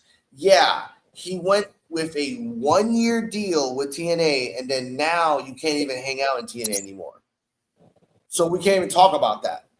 So that whole storyline gets null and void because of the TNA bullshit. That's what I mean. In NXT, they went to Japan, and in those 8 years, they didn't renege the Japan thing. Nope. In NXT 2026, they've had to like restructure history. There's no ending to their storyline. Stories start and doesn't end anywhere. People get sent up and down all the fucking time, so you can't really Evolve. Can't really go with NXT storyline because they're all over the fucking place, and Evolve is pre-taped, and they're not. Comparing NXT and doing NXT versus NXT is the most asinine thing I've ever seen in my life. Honestly, the most weirdest shit I've ever seen. We're gonna have a no. NXT Black and Gold, top to bottom, invented, created, and was the best matches ever. to the point that it was better than most pay-per-views in the main roster. Gargano versus Andrade was the first ever 5-star match since 2011 in the main roster. I have not heard anybody say, "Oh my God, the NXT match was a 5-star." Nope. So, final thoughts on this. D-Walk, go. Final thoughts. Black and gold is way better than this bullshit.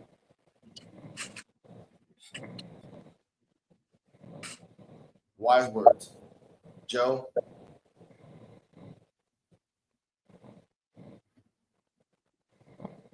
Enough said. Kane?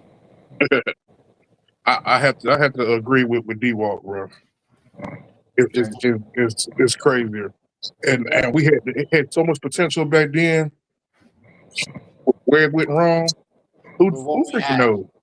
Yep. And by the way, we were competing until 2019. We were competing with Lucha Underground for a couple years. So, imagine that shit. You guys ain't got Lucha Underground. You guys got AEW, but we guys are on Tuesdays, not on Wednesdays. So, you're not even competing with anybody, and it sucks. But, ladies and gentlemen, that was the final topic of that. We're done with that at 1 minute, 34 seconds. I'm 1 hour. I'm done.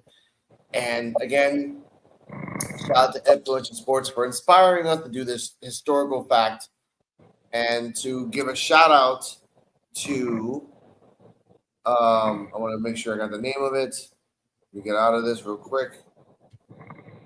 Nope, sorry about that, ladies and gentlemen. I want to give Super Kick, I think it's name of the YouTube that we used. Excuse me. Shout out to Super Kick Studios for giving us their retrospective on NXT. I respect that. I was going to talk about Jada Parker and Adriana Rizzo and Thea Hale going to Evolve, but honestly, we said that at the beginning of the show, so I don't have to say shit. Joe, D-Walk, Kane, if you guys want to talk about wrestling, take it away. What's happening, yo? Hey, yo. Yo. That was pretty good. Yeah, for real. Spit some knowledge on you, son. Yes, sir. School is in session. Wish that they did better, bro. I do wish they did better because the crowd engagement from then to now is like night and day, bro. Yeah. It's like night and day. So, and it's bad because the pandemic era was way better than this wrestling era. Yeah. And that ain't good. That ain't good whatsoever, bro. So now, if you could think of some things that they can fix, since you're constantly on it, D-Walk, what would you think I would? Our specialist vehicle is now ready for you from Pierce Pickup Station. Hello, what's that? Nah, I got a caddy picking me up. You got a caddy picking you up. No, I'm playing Grand Theft Auto. If it's a thing you can fix with the product, what would you fix? Storylines, make it more relevant. It's mainly storylines. Like every week is a gap off. You have people wrestling this week, and then not have them wrestling next week. You would talk about them one week, but don't talk about the other. That don't make sense. Yeah, that's for real. It's just that, man, it's so much inconsistency that's going on, bro. And we as a people, we don't like it. We don't fucking like it because now you're getting people disengaged with the product. Yeah. You're getting people disengaged because I guess you're assuming that, hey, we can just throw anything out there. They'll buy it. They'll pay for it. They'll watch it. No, they won't. They won't. What they'll do is they'll turn on to a rival company. My thing is, though, if you're going to talk about wrestling, make sure you talk about it, though. Make sure it's accurate. And make sure it's accurate. That's the thing, bro. They used to at one time they were saying NXT was better than Raw and SmackDown. Yeah. But now NXT suck just as bad. Yeah. Just as bad. I mean, Raw and SmackDown been having they little you know what I'm saying, little hits and misses and shit. And I imagine for long it's gonna be nothing but Samoans and Polynesians all over Raw and SmackDown. But hey, but I digress. No, for real. That's what I think. That's personally what I think, bro. It's gonna be full of Polynesians. For real. I don't have anything against it, but they need to start displaying more people. It's more people to display out there, and then some people you're not giving a chance. No, not at all. Now with this shit with Jada Parker, I don't know what the fuck is going on with that. I honestly don't know what the fuck is going on with that. Cause they need to figure out what they're gonna do with her. It looks like they need her because she gets a pop. You know what I mean? Yeah. It looks like that they need her, but you're gonna break her down all the way until people are gonna be like, oh, that's Jada. You know what I'm saying? You're gonna break her down, and I think it won't be long. And it need to do something with Jada. Do something if you're gonna do something with her, because I imagine one of these other companies wouldn't mind getting them. No. Yeah, and then if you come from one of the places that's considered the top of the top, you know, and you young, and you pretty good on the mic, they'll do something with you. They'll do something with you. No, for real. You see what they did with Toni Storm? Yeah, Toni Storm, man. Toni Storm was decent, bro. But when she went to AEW and finally got into her own, Could nobody stop Toni Storm but Toni Storm, and she been killing. Man, what knocking at the ballpark? Then he got bums like Javon Evans, who've been to every single wrestling company and still hasn't won a championship. Yeah, why you gotta be all that? Why you gotta be blood braid? Bro, give him some time, bro. He's been in AEW. They let him go. He's been in TNA. They let him go. He went to NXT. They moved him up to the main roster. Now he's on the main roster. Nothing. Well, guess what? He getting TV time. That's all that matters. He's getting paid. He's getting Trick Williams was the champion on the main roster in his first month. Yeah, but he's not Trick Williams. He's not Trick exactly. Williams. He's not. And guess what? Oba have not got a championship match either. Oba hasn't had a match really. I mean, he's wrestled Brock a couple times, and he's wrestled some bums. Exactly. He beat champions. But you know, maybe look, we don't count Crackerjack championships from AAA. No, okay, yeah, all right. Maybe we got to give a little more time, bro, because because WWE already wrapped themselves around certain storylines and certain little shit that they gotta potentially try to fix it. So by them they might not be displaying Javon how we want it, but they still displaying them. He's getting that TV time. The only place I want to see him is in catering. No. It's something in him. He's too flashy for catering, bro. He's some cheesesteaks. That's all he's good for is a flash. He's a flash in the pan. That's what they call. Flash in the pan. He's Philly cheesesteaks. I feel like this. If being flashy would get you to the fucking dance, I keep fucking dancing. But if you dance, you're gonna lose weight though. So you don't want to dance all the time. Yeah. But at the same time, he's still young. What, he like 22, 23? It's terrible. Mario Jannetty held more championships. It's terrible. 22, 20. I mean, that man number 22, 23. He got plenty of time to grow. Well, okay. So what if he do like? What if he wound up doing like Drew McIntyre? That he's that young, but yet he was released from all the big companies. Hey, yeah, I feel that. I'm saying, what if WWE do him just like Drew McIntyre? They're not going to. Shit. He ain't big enough. So is that's your only beef with Javon? He's a beanpole. Damn, Joe. I Joe think got like 1,000 names. I think a beanpole got more girth. Damn. Damn, yo. Javon and the beanpole had a contest. They were both standing on stage, and the beanpole won because it was bigger. No, Joe said mercy, man. He said mercy. Yeah, I think you give him a little more time, bro. How much time? Yeah, you've been saying that ever since the beginning. I'm gonna keep saying it. Give him more time. Yeah, that was years ago. You said that. Give him a little more time. They see something in him. They might see something that we don't see. You know what I mean? He's going to be used as what he's used for, and that is they're going to use him as a high flyer, flash photography person that does high flying shit, then dumb shit that makes a highlight reel, but he's never going to win the championship. Okay, that's all he's going to be worth. That's his worth. Okay, well then, if he puts on about 40, 50 pounds, okay, then they might take him seriously. Okay, I got that. Okay, so let's talk about it in Jeff Hardy then. Jeff Hardy was little as hell, high flying and shit. I mean, he was being displayed with his brother all the time and stuff like that, and he was also outshining his brother because he's the more risk taker or shit like that. Okay, right. You understand that, but it took him years to actually grab his first heavyweight championship. Correct. It took him years. So, but that's because he was part. But that's because he was part of a tag team for years.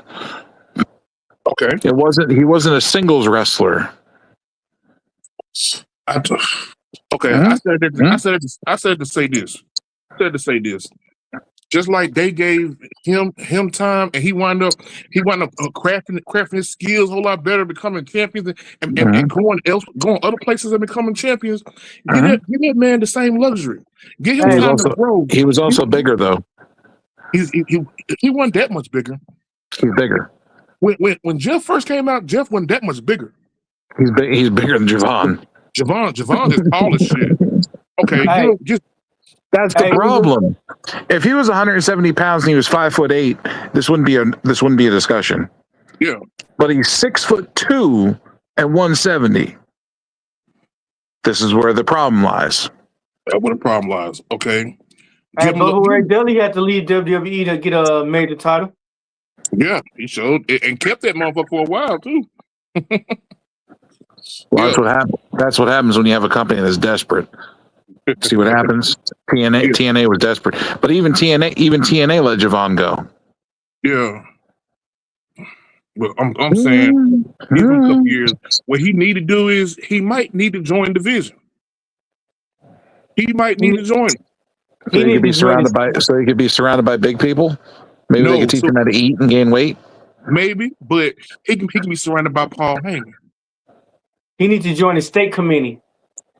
He needs to be surrounded by because Paul Heyman. Paul Heyman gonna give it to him straight. You have potential, but you need this, you need that, you need that, you need that. They need to get him a subscription to Omaha Steaks. I still say give him a little more time, bro. Steak and eggs 4 times a day. Yeah. Now, now, if he got to gain that weight. Okay, if he gain that weight right there, he might have to change some of his move sets. He might have to change some of his move sets because he's gonna have to be able to accommodate for being heavier. Yeah, but he could still do everything he does. He just has to practice. This is why a long time ago, when they had the injury angle with his jaw, they should have written the motherfucker off TV for 6 months to a year, had him go gain the weight, train, and be off TV so he can perfect his craft and do better at that while gaining weight and come back even bigger, stronger, and better than he was. But they didn't do that. They wanted to rush. Hell, and here we are. And here we are now with still a scrawny toothpick of a Javon Evans that's not believable. I'm sorry, he's not believable. I don't think he could beat my 90-year-old dead grandmother that was in a fucking wheelchair. Damn. Okay. And we got a guy like that you're putting up against guys like Oba, and you're trying to say that that's going to be a legitimate fight. No, that should be a squash match. That should be Brock Lesnar fucking squashing Zach Gallen in front of his mother. Damn, that's rough. Damn. That motherfucker doesn't even deserve to be on TV right now. Yo, He needs to be off right TV, now. gain some fucking weight, and stop being a fucking he needs to prove that he wants to be a superstar and not just a flash in the pan. Damn, Joe acting a real heel right now, ain't he? Yeah, And I would tell Javon to his face the same thing. I don't care. I'm going to be honest with you and tell you the truth. You want to be a megastar, you want to be a superstar in this business, gain weight. The same thing that they told to my friend Brandon when he was coming up. They said, "You're great. You have all the tools. You're just not big enough." Yep, but Brandon was dope. And he did, what did he do? He gained weight, got better, kept doing all the same moves he was doing at 30, 40 pounds less. But he was doing all that same stuff at 220. Okay, so what if it's not his fault? What if they telling him not to gain weight? What if they tell him not to get outside a certain size? Because WWE be kind of tight on them folks. They have to ask permission for everything. WWE would never do that. And the reason is because WWE is hung up on larger superstars. They want muscular, bigger superstars. That's always been the way. It's never going to change. That is just the way that WWE is built. They like big meat. They like bigger guys. Trick Williams went up to the main roster and got a championship in his first month. Why? Yeah, WWE like big meat. Heavy, fat. He big though. He's muscular. He's a big, muscular, tall guy that is shredded, and he's good on the mic. He's good in the ring, right? But on top of just being good on the mic and good at the ring, he is a taller, muscular, shredded individual. He's a larger individual. Carmelo Hayes didn't win his first title when he first went up to the main roster. It took him fucking 2 years. Yeah. Why? Because he's not big enough. Yeah, WWE like big fat meat, sloppy meat, lean meat. And how long did Carmelo hold his belt? A month? He won a title and held it for about a month. Woo-woo. They needed a transitional champion. Word. Okay. And that's Carmelo Hayes, who's super talented. Yeah. But we didn't know how much what the kids say now Riz that Trick had until Carmelo left. I knew what Trick had. I always said the Trick was a superstar just waiting to get out from under Carmelo's shadow. Yeah. I felt like Carmelo held him down for a very long time, and that they put too much focus on Carmelo Hayes and NXT and not enough focus on Trick. And as soon as they started putting the shine on Trick, that motherfucker never looked back. Yeah, for real. But I'm gonna say this right here. Be honest though, I think that just like you said yourself, they rush things. Why they rush things? Because they failing on not making superstars. They really failing on that shit. They rushed these three guys. Two of them, you understand. One of them, you question about. I actually think Javon should stay in NXT a little bit longer, bro. I think he should have stayed in NXT a little bit longer. I think he should have started doing shit with TNA, doing just bouncing around every which way. Okay, it would have been. Javon should have went to Evolve. It would have been easier for him to get written off on NXT, where he can work on the shit that he really needs.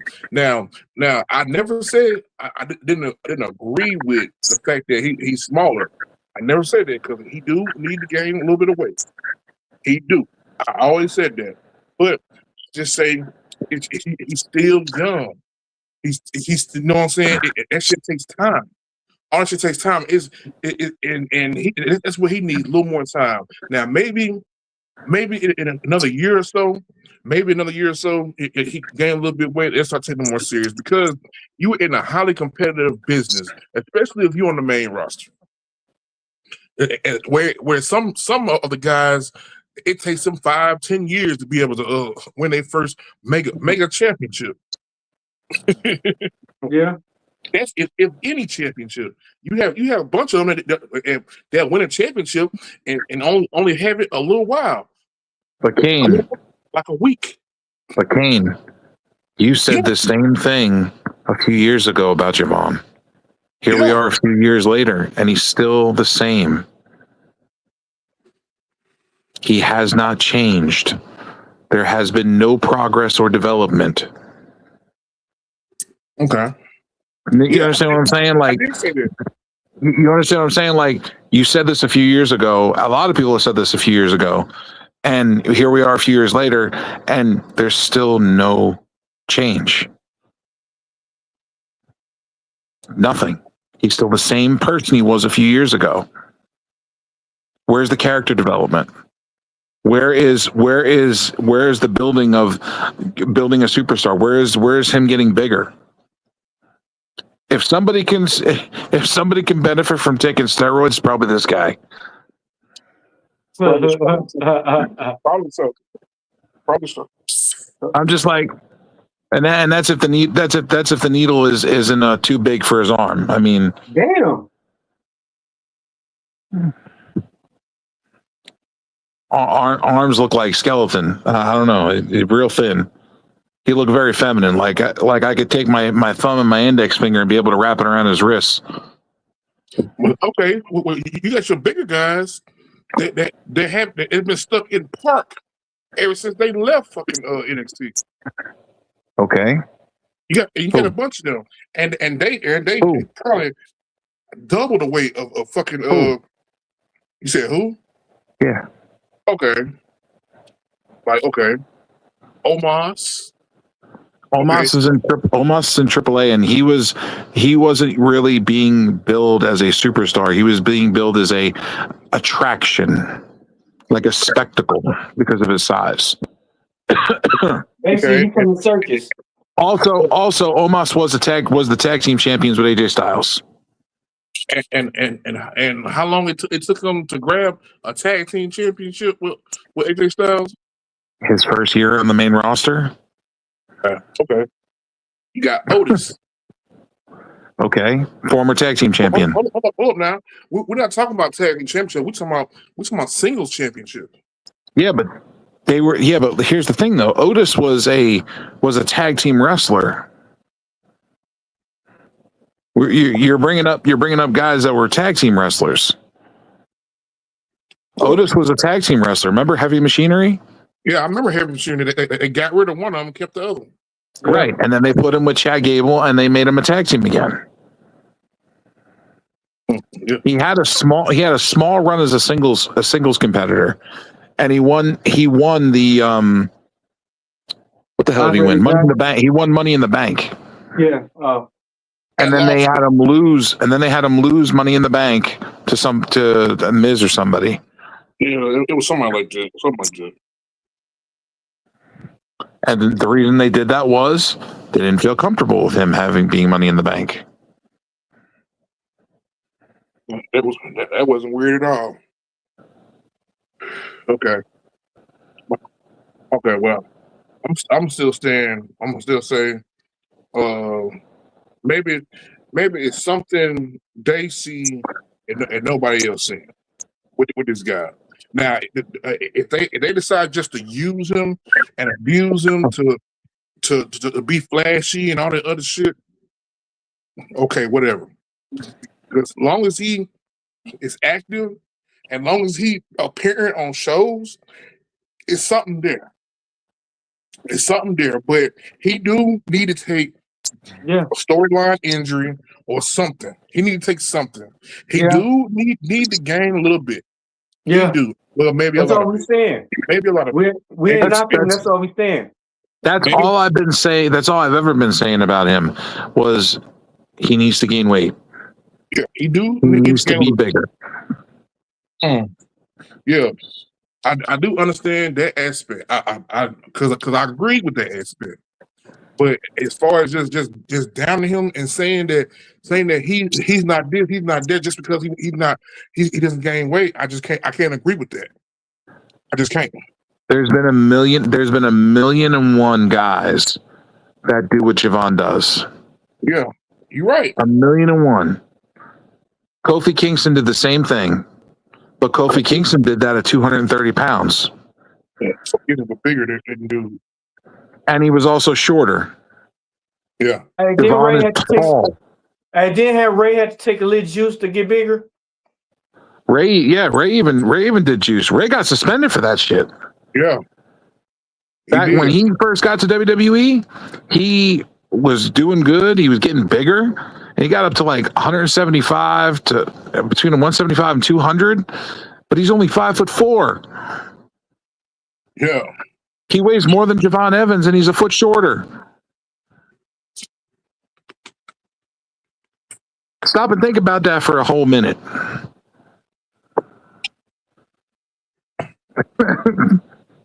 Yeah.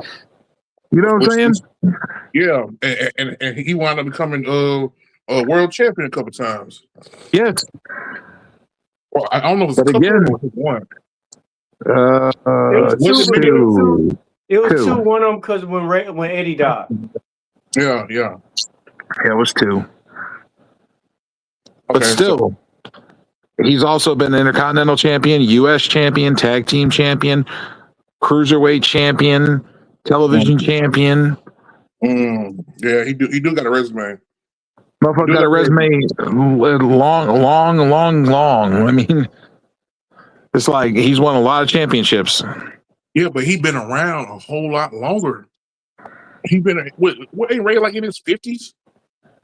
Now, yeah. Yeah, but okay.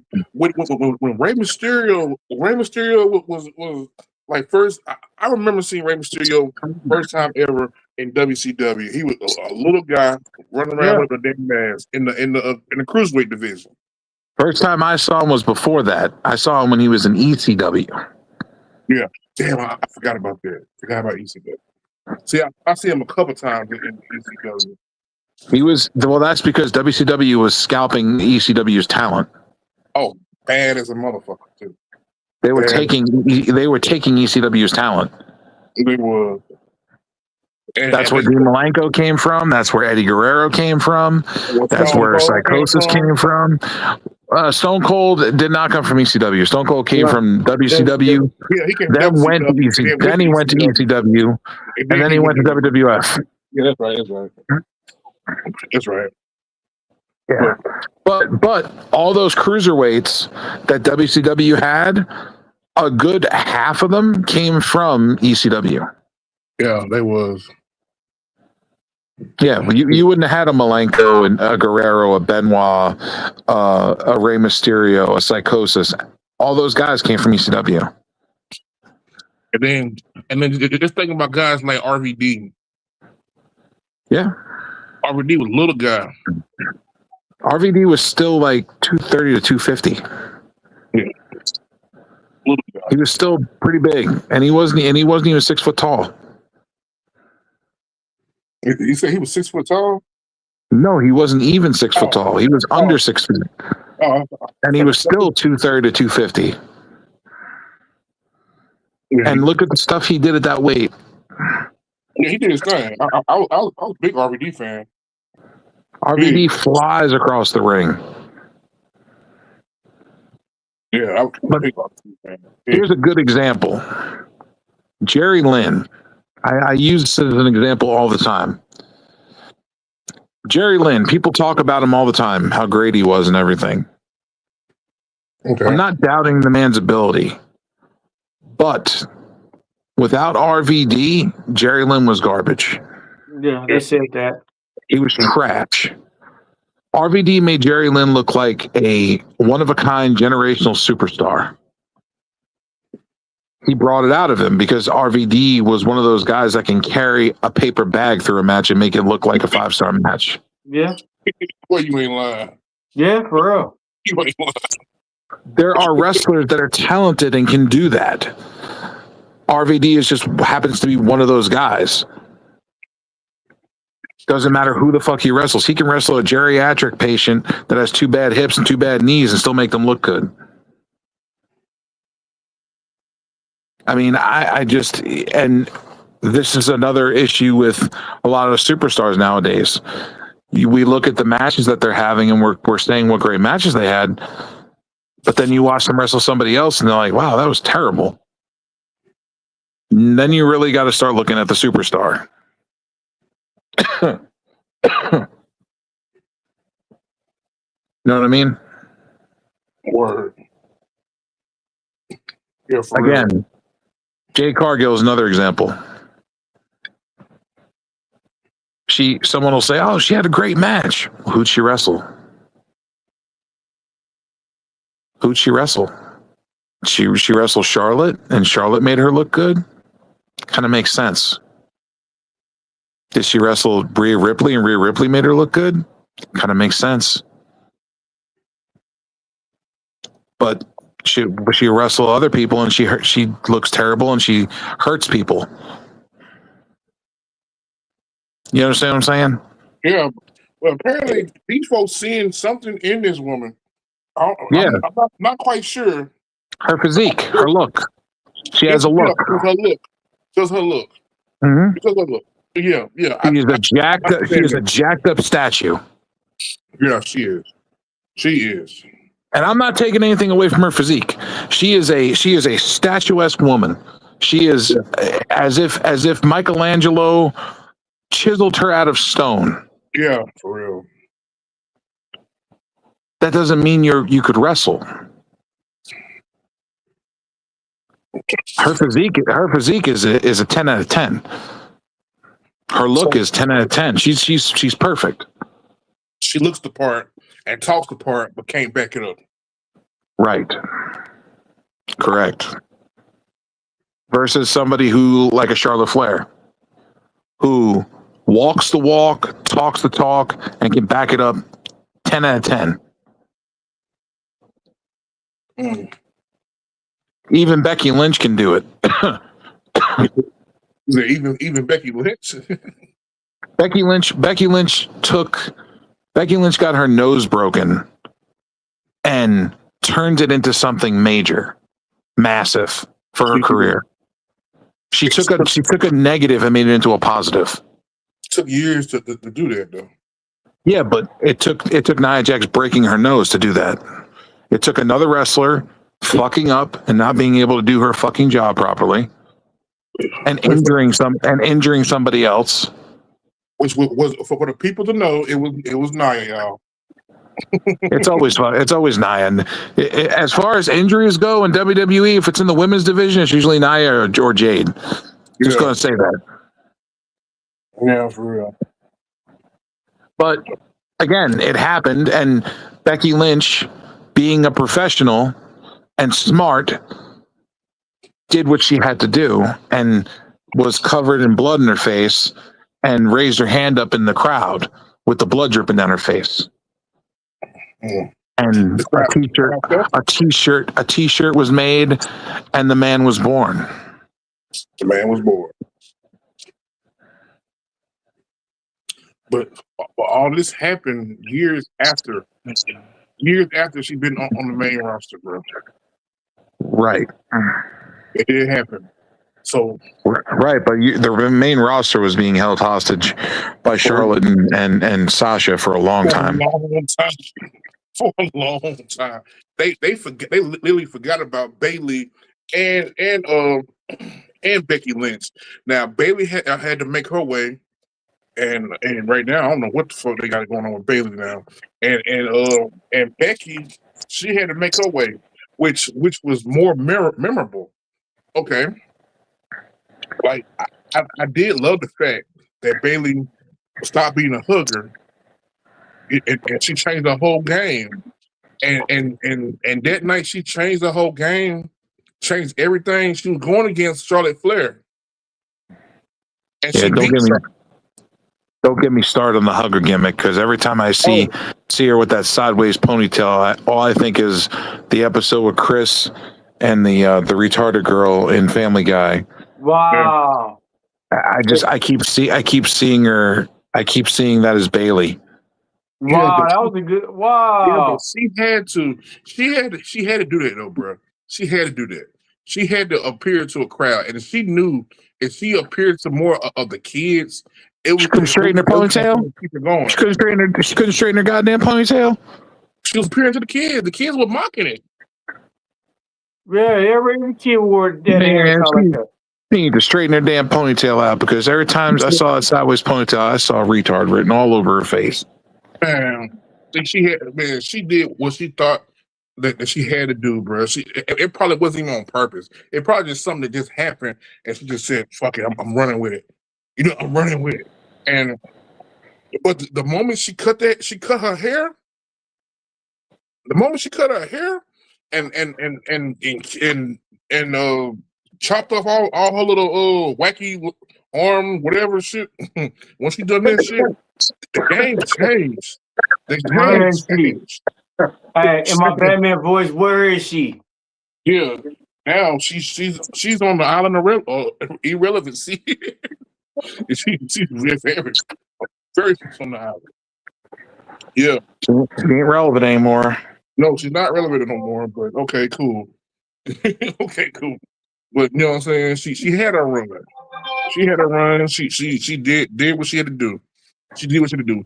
And Becky's still hanging on. Well, I don't know now. Hold on, is Becky still no. She ain't the champ no more. So Ruka's the IC champ now. Yeah, that's right. Okay. So maybe now Becky got time to rest. We're trying to rest and be with a kid a little bit. Because once you take on those championships, man, you have to appear. You have to appear everywhere. Everywhere you need it. Yeah, so my thing is, I still say, bro, now I can't say this about Jade. Because Jade, I don't know what's not clicking. I'm not even sure what's not clicking, because something's not clicking. Because Jade ought to be a whole lot better than what she is, but I'm not gonna tear her down either. I'm not gonna tear her down, because her physique, her whatever it is, brought her to the party. And 9 out of 10, they probably paying her very well. They probably, well, I can't say too well, but they paying her. But something besides her physique got her to the party, and she wound up becoming a women's championship, and she hasn't been in the company that fucking long. Now I can't. Now what's not clicking with her wrestling wise? I don't have a fucking clue. Because you got Daniel Bryan. I put it to you like this: if Daniel Bryan was training one of us, we're probably some bad motherfuckers around that bitch. We'll probably some bad motherfuckers. Yeah. Daniel Bryan never been no pushover, never been no bullshit, even on the fucking indie scene. No. Even on the indie scene, if you wrestled that motherfucker, you knew you was in a fight. You probably knew before you got out there. You probably be like, oh man, this motherfucker. I gotta wrestle this little motherfucker. Why I gotta wrestle this motherfucker? Yeah. Right. And here's the thing too about Jade. She was trained by not only Daniel Bryan, she was trained by fucking Serena Deeb. She was also trained by Shawn Michaels. Okay. Mm-hmm. But look at the legends she's been trained by. So I don't know what's clicking. You know what I'm saying? I won't know. You won't know either. I don't know what's clicking. But I still feel like ego. That's what's clicking. You said what? It's her fucking ego. Yeah. Okay. Yeah. Because she talks the talk. She got the look. She just came back it up with the wrestling. Maybe she is just maybe they okay. This is something I always said about Jamie, bro. They shouldn't have brought her to the main roster. They should have sent her ass to fucking NXT. Just like Should have John kept Gray. her ass. Should have kept her ass in the performance center until she was good enough to put on NXT. Yes, they should have kept her in NXT, bro. I feel like at least NXT. Just like Jordan Grace. Jordan Grace, they thought they had a diamond. They thought they were getting a diamond, and then when she got there and she started doing all them botches, they realized they had a cubic zirconia. Damn, why cubic zirconia? Hey, because they're the fake diamond. Bro, I ain't gonna lie, bro. It seemed like Jordan Grace was better when she had that a little bit of weight on her, though, bro. Jordan Grace was better in TNA because she was a bigger fish in a smaller pond.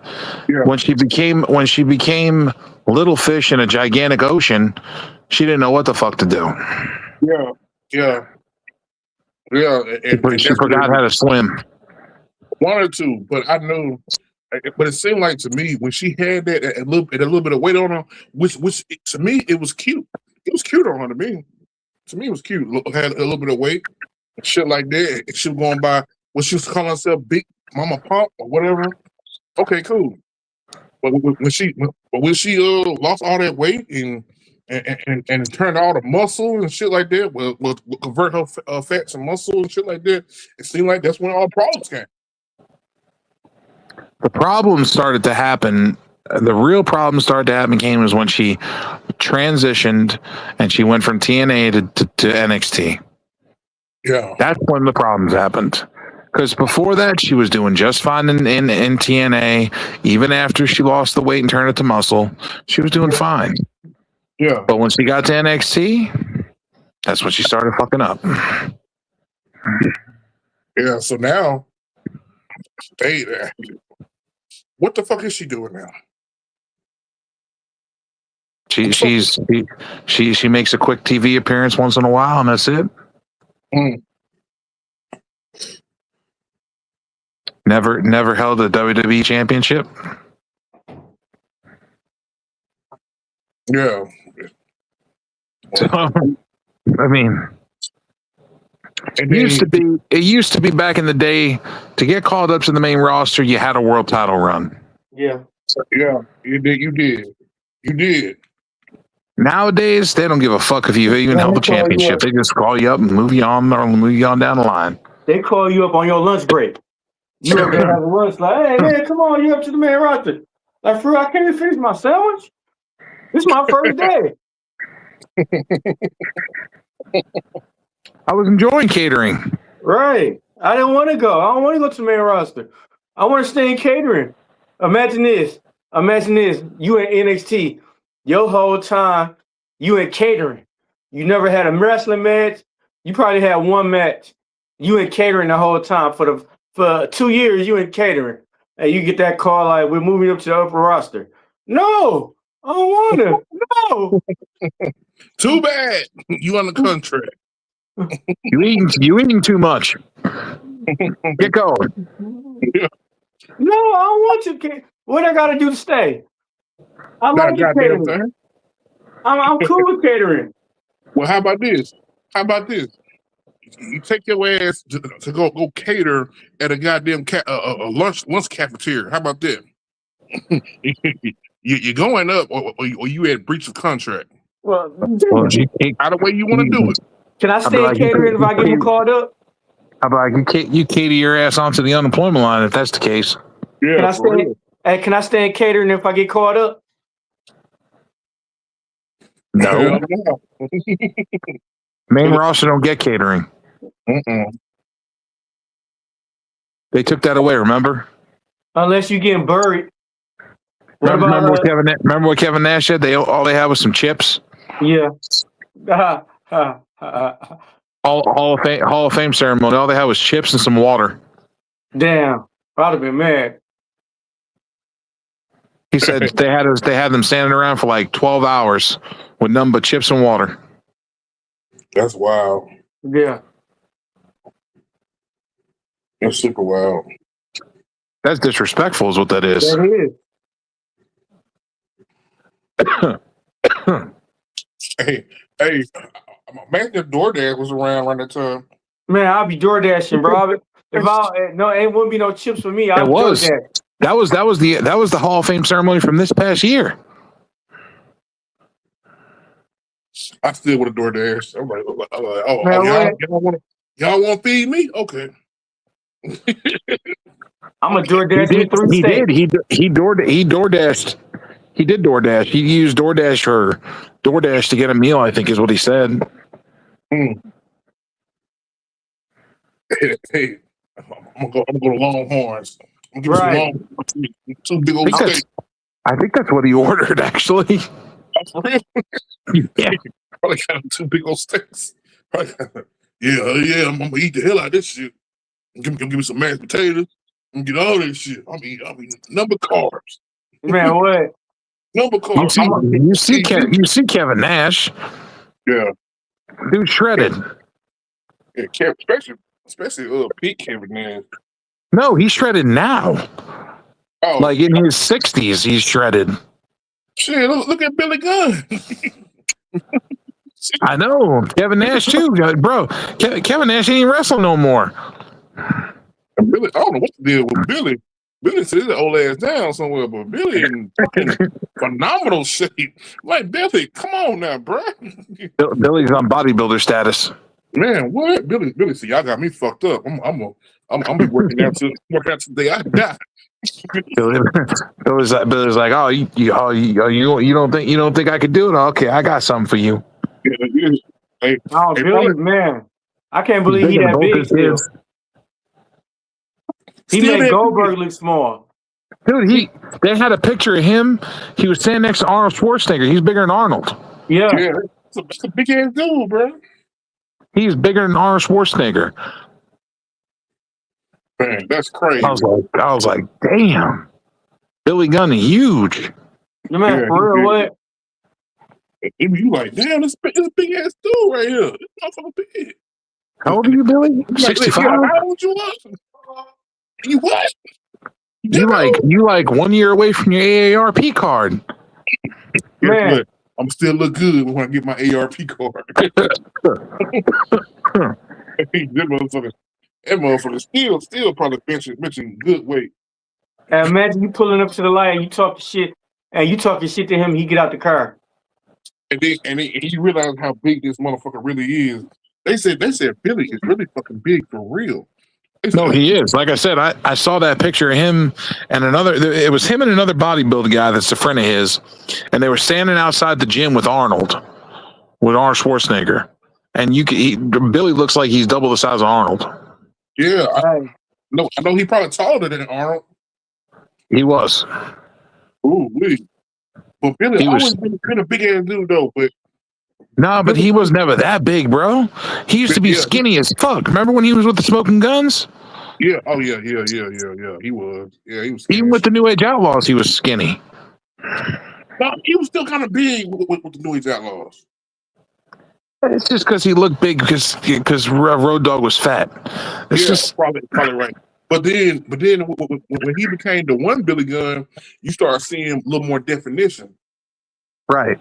You start seeing a little more definition. It was like he was more into that gym then, and it seemed like from that point on, that motherfucker been on it. We're like, Billy, hey, bro, you ain't gotta work out no more, bro. You just chill. Be like, fuck that. Fuck that. That motherfucker probably taking peds and shit, like taking tons of PEDs. He's probably taking all kinds of shit. Probably he made Goldberg look small. Yeah, Goldberg. Goldberg's still pretty big though for an old man. Hey, I wouldn't want to piss that old man off. Now Brock, on the other hand, that's going to be a big motherfucker till the day he dies. Always, country boy. That dude is big as fuck, and he ain't gonna get any smaller. And he's about to be 50. Yeah. Hey, imagine you pulling up on the light and he get out the car. Man, boy, I'm staying in the car. Go get the gun. Well, get the gun. You better have that gun ready and loaded on the side. Man, yeah, because he gonna chase your ass, and he can't run. I'm pulling off. I'm not gonna sit there and squabble with this motherfucker. Hey, what if he tip your car over? Got a grown ass man that's going to be able to lift your car up. Man, what if he tip your car over though when you try to run? Shit, I take my chance in that car. I didn't take my chances out there trying to squabble with this motherfucker. He's fast too. Yeah, bro, that's another problem. He's fast. I'm gonna tell you something, bro. Ain't nobody faster than the motherfucker that got motivation to get away. Man, what? You see Brock and Brock get out the car, you gone. You running red light, stop signs, every fucking thing. You know one thing. If that mother get a hold of you, it is game fucking over. Just don't wear a hoodie. Cause when he get close on you, he'll grab that hoodie. Bro, you gonna tear the bomb you. Man, your tires are gonna go bald getting away from that motherfucker. But you gonna hit that gas so fucking hard, and you would rather take a chance of getting a ticket from a police or just getting pulled by the police than to get caught by this man. Man, it's like trying to run away from Brock. It's like trying to run away from Mike Tyson. Just think about it. Do you really want Brock to hit you? Do you really want Brock to hit you? His fist is as big as your whole head. Fuck yeah, man! You want this man to hit you? Bruh. He's one of the only guys in UFC that they had to custom make gloves for. They had to make the first time they had to make a double XL glove.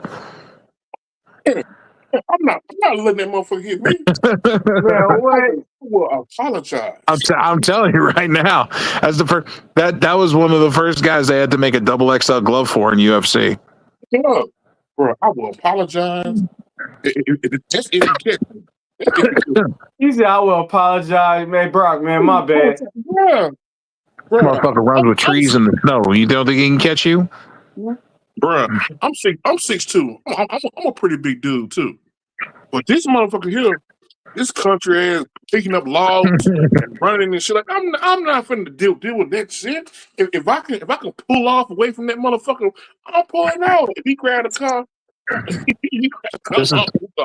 This is the motherfucker that puts his wife in the golf cart, ties a rope to the golf cart, puts it around his waist in waist deep snow, and goes for a mile run. Hey, who gonna deal with that? Who gonna deal with that? Only person gonna deal with that is another motherfucker that just as crazy. I'm not dealing with that. I'm not gonna play with that motherfucker, bro. That motherfucker too big. Man. Kurt Angle too old for that shit. He's like, I ain't dealing with that no more. I'm not dealing with this shit, bro. Hey, if anything, I'm gonna have to pop the trunk and hope like hell that the bullets don't bounce off his head. Hey, I'm gonna try to put you on a t-shirt, Bucko. At this rate, you better hope them bullets don't bounce off because it's not been tested yet. Yeah, for real. Yeah, for real. Hey, you should fight that man. No. Hey, you shoot some hollow points. You shoot some hollows at Brock Lesnar, and the bitches just bounce off him though. All you can say is fuck. If you shoot him and the bullets bounce off, you might want to keep one for yourself and finish it the humane way. Man, he gonna beat your ass. You better just save one bullet in the chamber for yourself in case those bullets bounce off. Man, that's it. I'm not gonna let that man hit me. I'm not gonna let that man hit me. Because I already know he gonna hit me and I can't do shit about it. Man, wait. I can't do shit about it. I can just sit there and be like, not the face. No, you could do something. You could definitely do something about it. You could take it. That's it. Forget it if he wants to get diddy-fied on your ass. Man, don't talk like that, bro. Come on. No, Joe. Basically, he just said you'll wake up with your pants around your ankles. Nah, Joe. If that man toss your salad, you gonna be changing your tune. Joe, you disrespectful. You wake up with your pants around your ankles and your ass bleeding like water. You know what? This sounds like a good time to stop the show, bro. Stop the show. Stop the show. It's a good time right here. Supposedly we waiting on Krishan. Was that too much? Yeah. That was way too much. That was And way too much. supposedly we waiting on Krishan. Kane's sitting there like this motherfucker. He's sitting there like he's like this motherfucker. He's like, and I wouldn't have no choice because there'll be no choice for me to do anything but to just take it. Look, hey, matter of fact, hey, what if he Brock in jail? You know how bad Brock would be in jail? Bro, he might break out of that bitch just to get to a motherfucker. Hey, imagine him wake you up and then violate you. Hey, you're gonna watch. It's gonna look like a cartoon. You're gonna see inmates like just flying over the wall. Like, man, what the fuck is going on here? Shit. Oh, you want to get out too? You want to go to jail? You want to get out too? I got you. I'm gonna toss you over here. Man, he gonna chunk your head over the wall. He gonna climb over that bitch. He gonna say, I'm gonna find your ass. What you mean climb over it? He gonna run through it. Oh He shit! gonna climb over. He gonna run through it. He's gonna be king of the jail, bro. I'm going to another fucking country. Hey, I read tape. I read have my look. If I know I'm in another fucking country, you gotta really find me then. This motherfucker gonna whoop your ass. Then probably violate you in front of your family, bro. Man, motherfucking! I remember when Mike went to jail. Ain't nobody fuck with Mike. No, ain't nothing. When he told you to shut up, you shut it up. Hey man, y'all shut up. I'm trying to read. It wasn't like that. It was like, hey, shut up, guy. I'm trying to weed. Mike Tyson said, this is literally what Mike Tyson said. I had the best time when I was in prison. I said, who says some shit like that? He got to read Curious George in peace. Man, I ain't never heard nobody say that like that. Dude said Curious George, bro. He got to read his Curious George books in peace. They tell them motherfuckers that they'll probably read it to him. They'll read it to him, reenacting what happened, all this shit. Man, fuck that. Probably bop motherfuckers on the head like, hey, again. Yeah, real. Fuck that.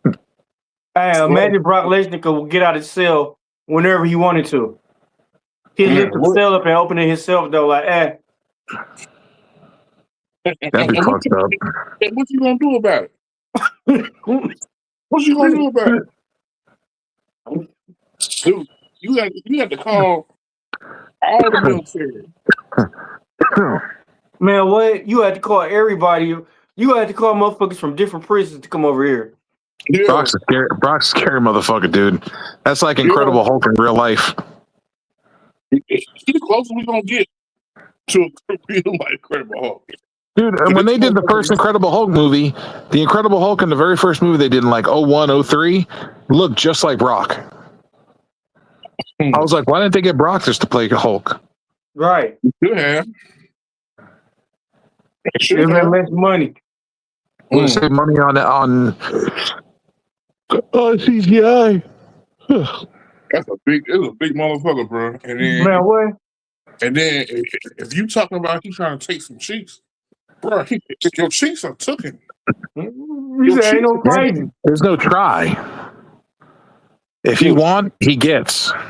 Yeah, your cheeks there ain't no try, bro. I mean, how many punches you think he's gonna take? One in the face. How many punches you think he's gonna take? I mean, his fist is the size of your whole head. So let's go ahead and just start there. So yeah. I mean, it's like getting hit in the face with your head. Yeah, with something the size of your head. Yeah, you take one punch, you done. It's like having a fucking 25-pound sledgehammer hit you in the face. Damn, for real. What you take? You want to take the sledgehammer or you want to take my fist? Give me the sledgehammer. You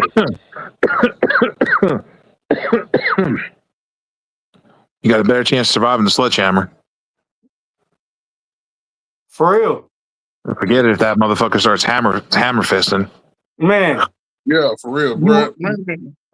You gonna do whatever he asks you to do, bro. You wake up with all kind of lumps on you. You want one lump or two? Ric Flair and doing the Car Shield commercial. No. Yep, carshield.com, Ric Flair. Woo! Hey, best believe if I do live after Brock Lesnar beat up on me, I'm not suing. I'm suing the fuck out of it. Hey, one thing about it though, I don't care how big and bad you is, that paperwork gonna be a motherfucker, bro. Hey, it is until he find you and then get rid of your ass. They gonna be looking for you in court like, where's Kane? Kane, where's Kane? Next thing you know, your ass in the farm getting chopped up. That's a man that hunts, fishes, he butchers all his own meat. Let's just make him even scarier. For real, bro. It's bad enough he's big and bad as fuck, let alone that he hunts and butchers all his own shit. Yeah. Yeah, and the world see it. The world see it. Mm-hmm. Yeah. That motherfucker could be a serial killer and no one would ever fucking question it. Knew it. Or find it. Hey, a lot of people would mind their own damn business. Man, for real, I'm looking down. Hey, look, if I'm next to you, me and you like walk into the store and Brock Lesnar come and hack you, I'm gonna act like I don't even see you no more. I'm gonna mind my business. Ain't no need him get both of us. I wonder how many of his daughter's boyfriends went missing. Man, hey, for real. Man, that's crazy. Step outside with me, and you never see him again. For real. Let's go hunting. Wear this hat. Now you never see him again. Hat with horns, with antlers on it. Dad, where's Brad at? Oh, he said he had to go home. He said he didn't want to see you no more. Hey, yeah, he went home, all right. Yep, he went to the upper room. No, it's just in the upper room. The upper room, for real, bro. hey, but on for real shit, I gotta get out, bro. That sounds like a personal thing there, buddy. Yeah, they do. No. Hey, I gotta get off the show right there, bro. Oh, you all right? Yeah, I'm all right. I gotta be up in the morning. So. We all got to be up in the morning. Yeah, we all do got to be up in the morning. It's called life. Unless we die in our sleep, that's different.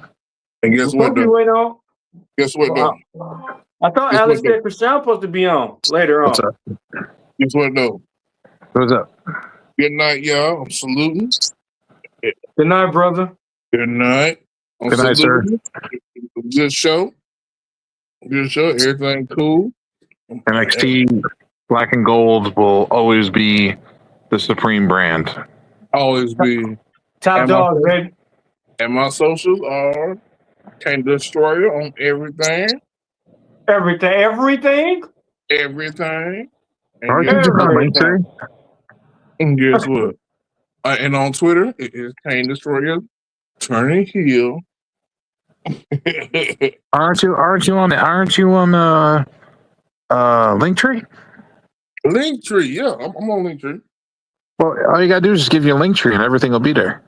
Kane Destroyer, baby, on Linktree for the people that wanna engage. If you don't, it's cool too. Maybe you engage later. Hey, Bessie said, "Not fuck you." Linktree makes life easier, folks. If you go to I know we're all on Linktree. Joe BNCO on Linktree. When you go to the Linktree, it'll have all of our different socials. When you go to our individual Linktrees, our Instagrams, our Facebooks, our X Twitter accounts, our Snapchats, our TikToks, all of it. YouTube, everything will be there on the Linktree, so you can click on which one you'd like to conversate with us at or see our content. Yes, and then if you're on Call of Duty, it is Destroyer K. Baby! You said Call of Duty, what? Oh yeah, I forgot about that. I'm on Twitch. I'm on Twitch too. I forgot about that. Hey, Oh, my bad, Kane. Call of Duty Mobile, motherfucker. Hey, why don't you stream? Why don't you stream your Call of Duty Mobile on Twitch? No, because I do it on TikTok. So do it on Twitch and TikTok. You can do both, can't you? Yeah.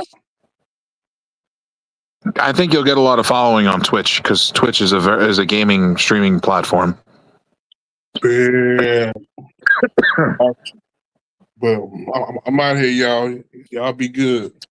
Have a good night, sir. No promises. Talk to you tomorrow.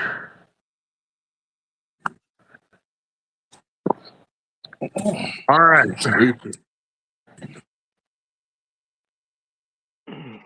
Well, where we go from here, brother, man? Let's go ahead and shut it down, man. All right. Hey, this your boy, Mr. Plan 1-0. This my boy, Joe BNCO. We just had to kick some knowledge to y'all and everything. Those who watch it, cool, like, share, subscribe. For those who think about watching, check us out. Those are the haters who watching us. Hey, speak up. Put your grown man voice on.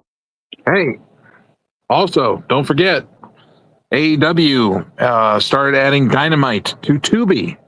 So the first 2 or 3 years of Dynamite is on Tubi for free. If you want to catch the beginning for free on Tubi, you can catch the beginning of AEW, the beginning of Dynamite, and see how the company and the product has evolved. And also, Evolve is also on Tubi, so you can watch that as well. You heard the man what he said. But anyway, we out. Hey, thank you for who liking us. I want to thank the people, our good people, the haters, and all that shit. Hey, keep your heads up. Let's make content better. Let's do better. We out. Yeah. Tony. All right. Hannah, I'm home.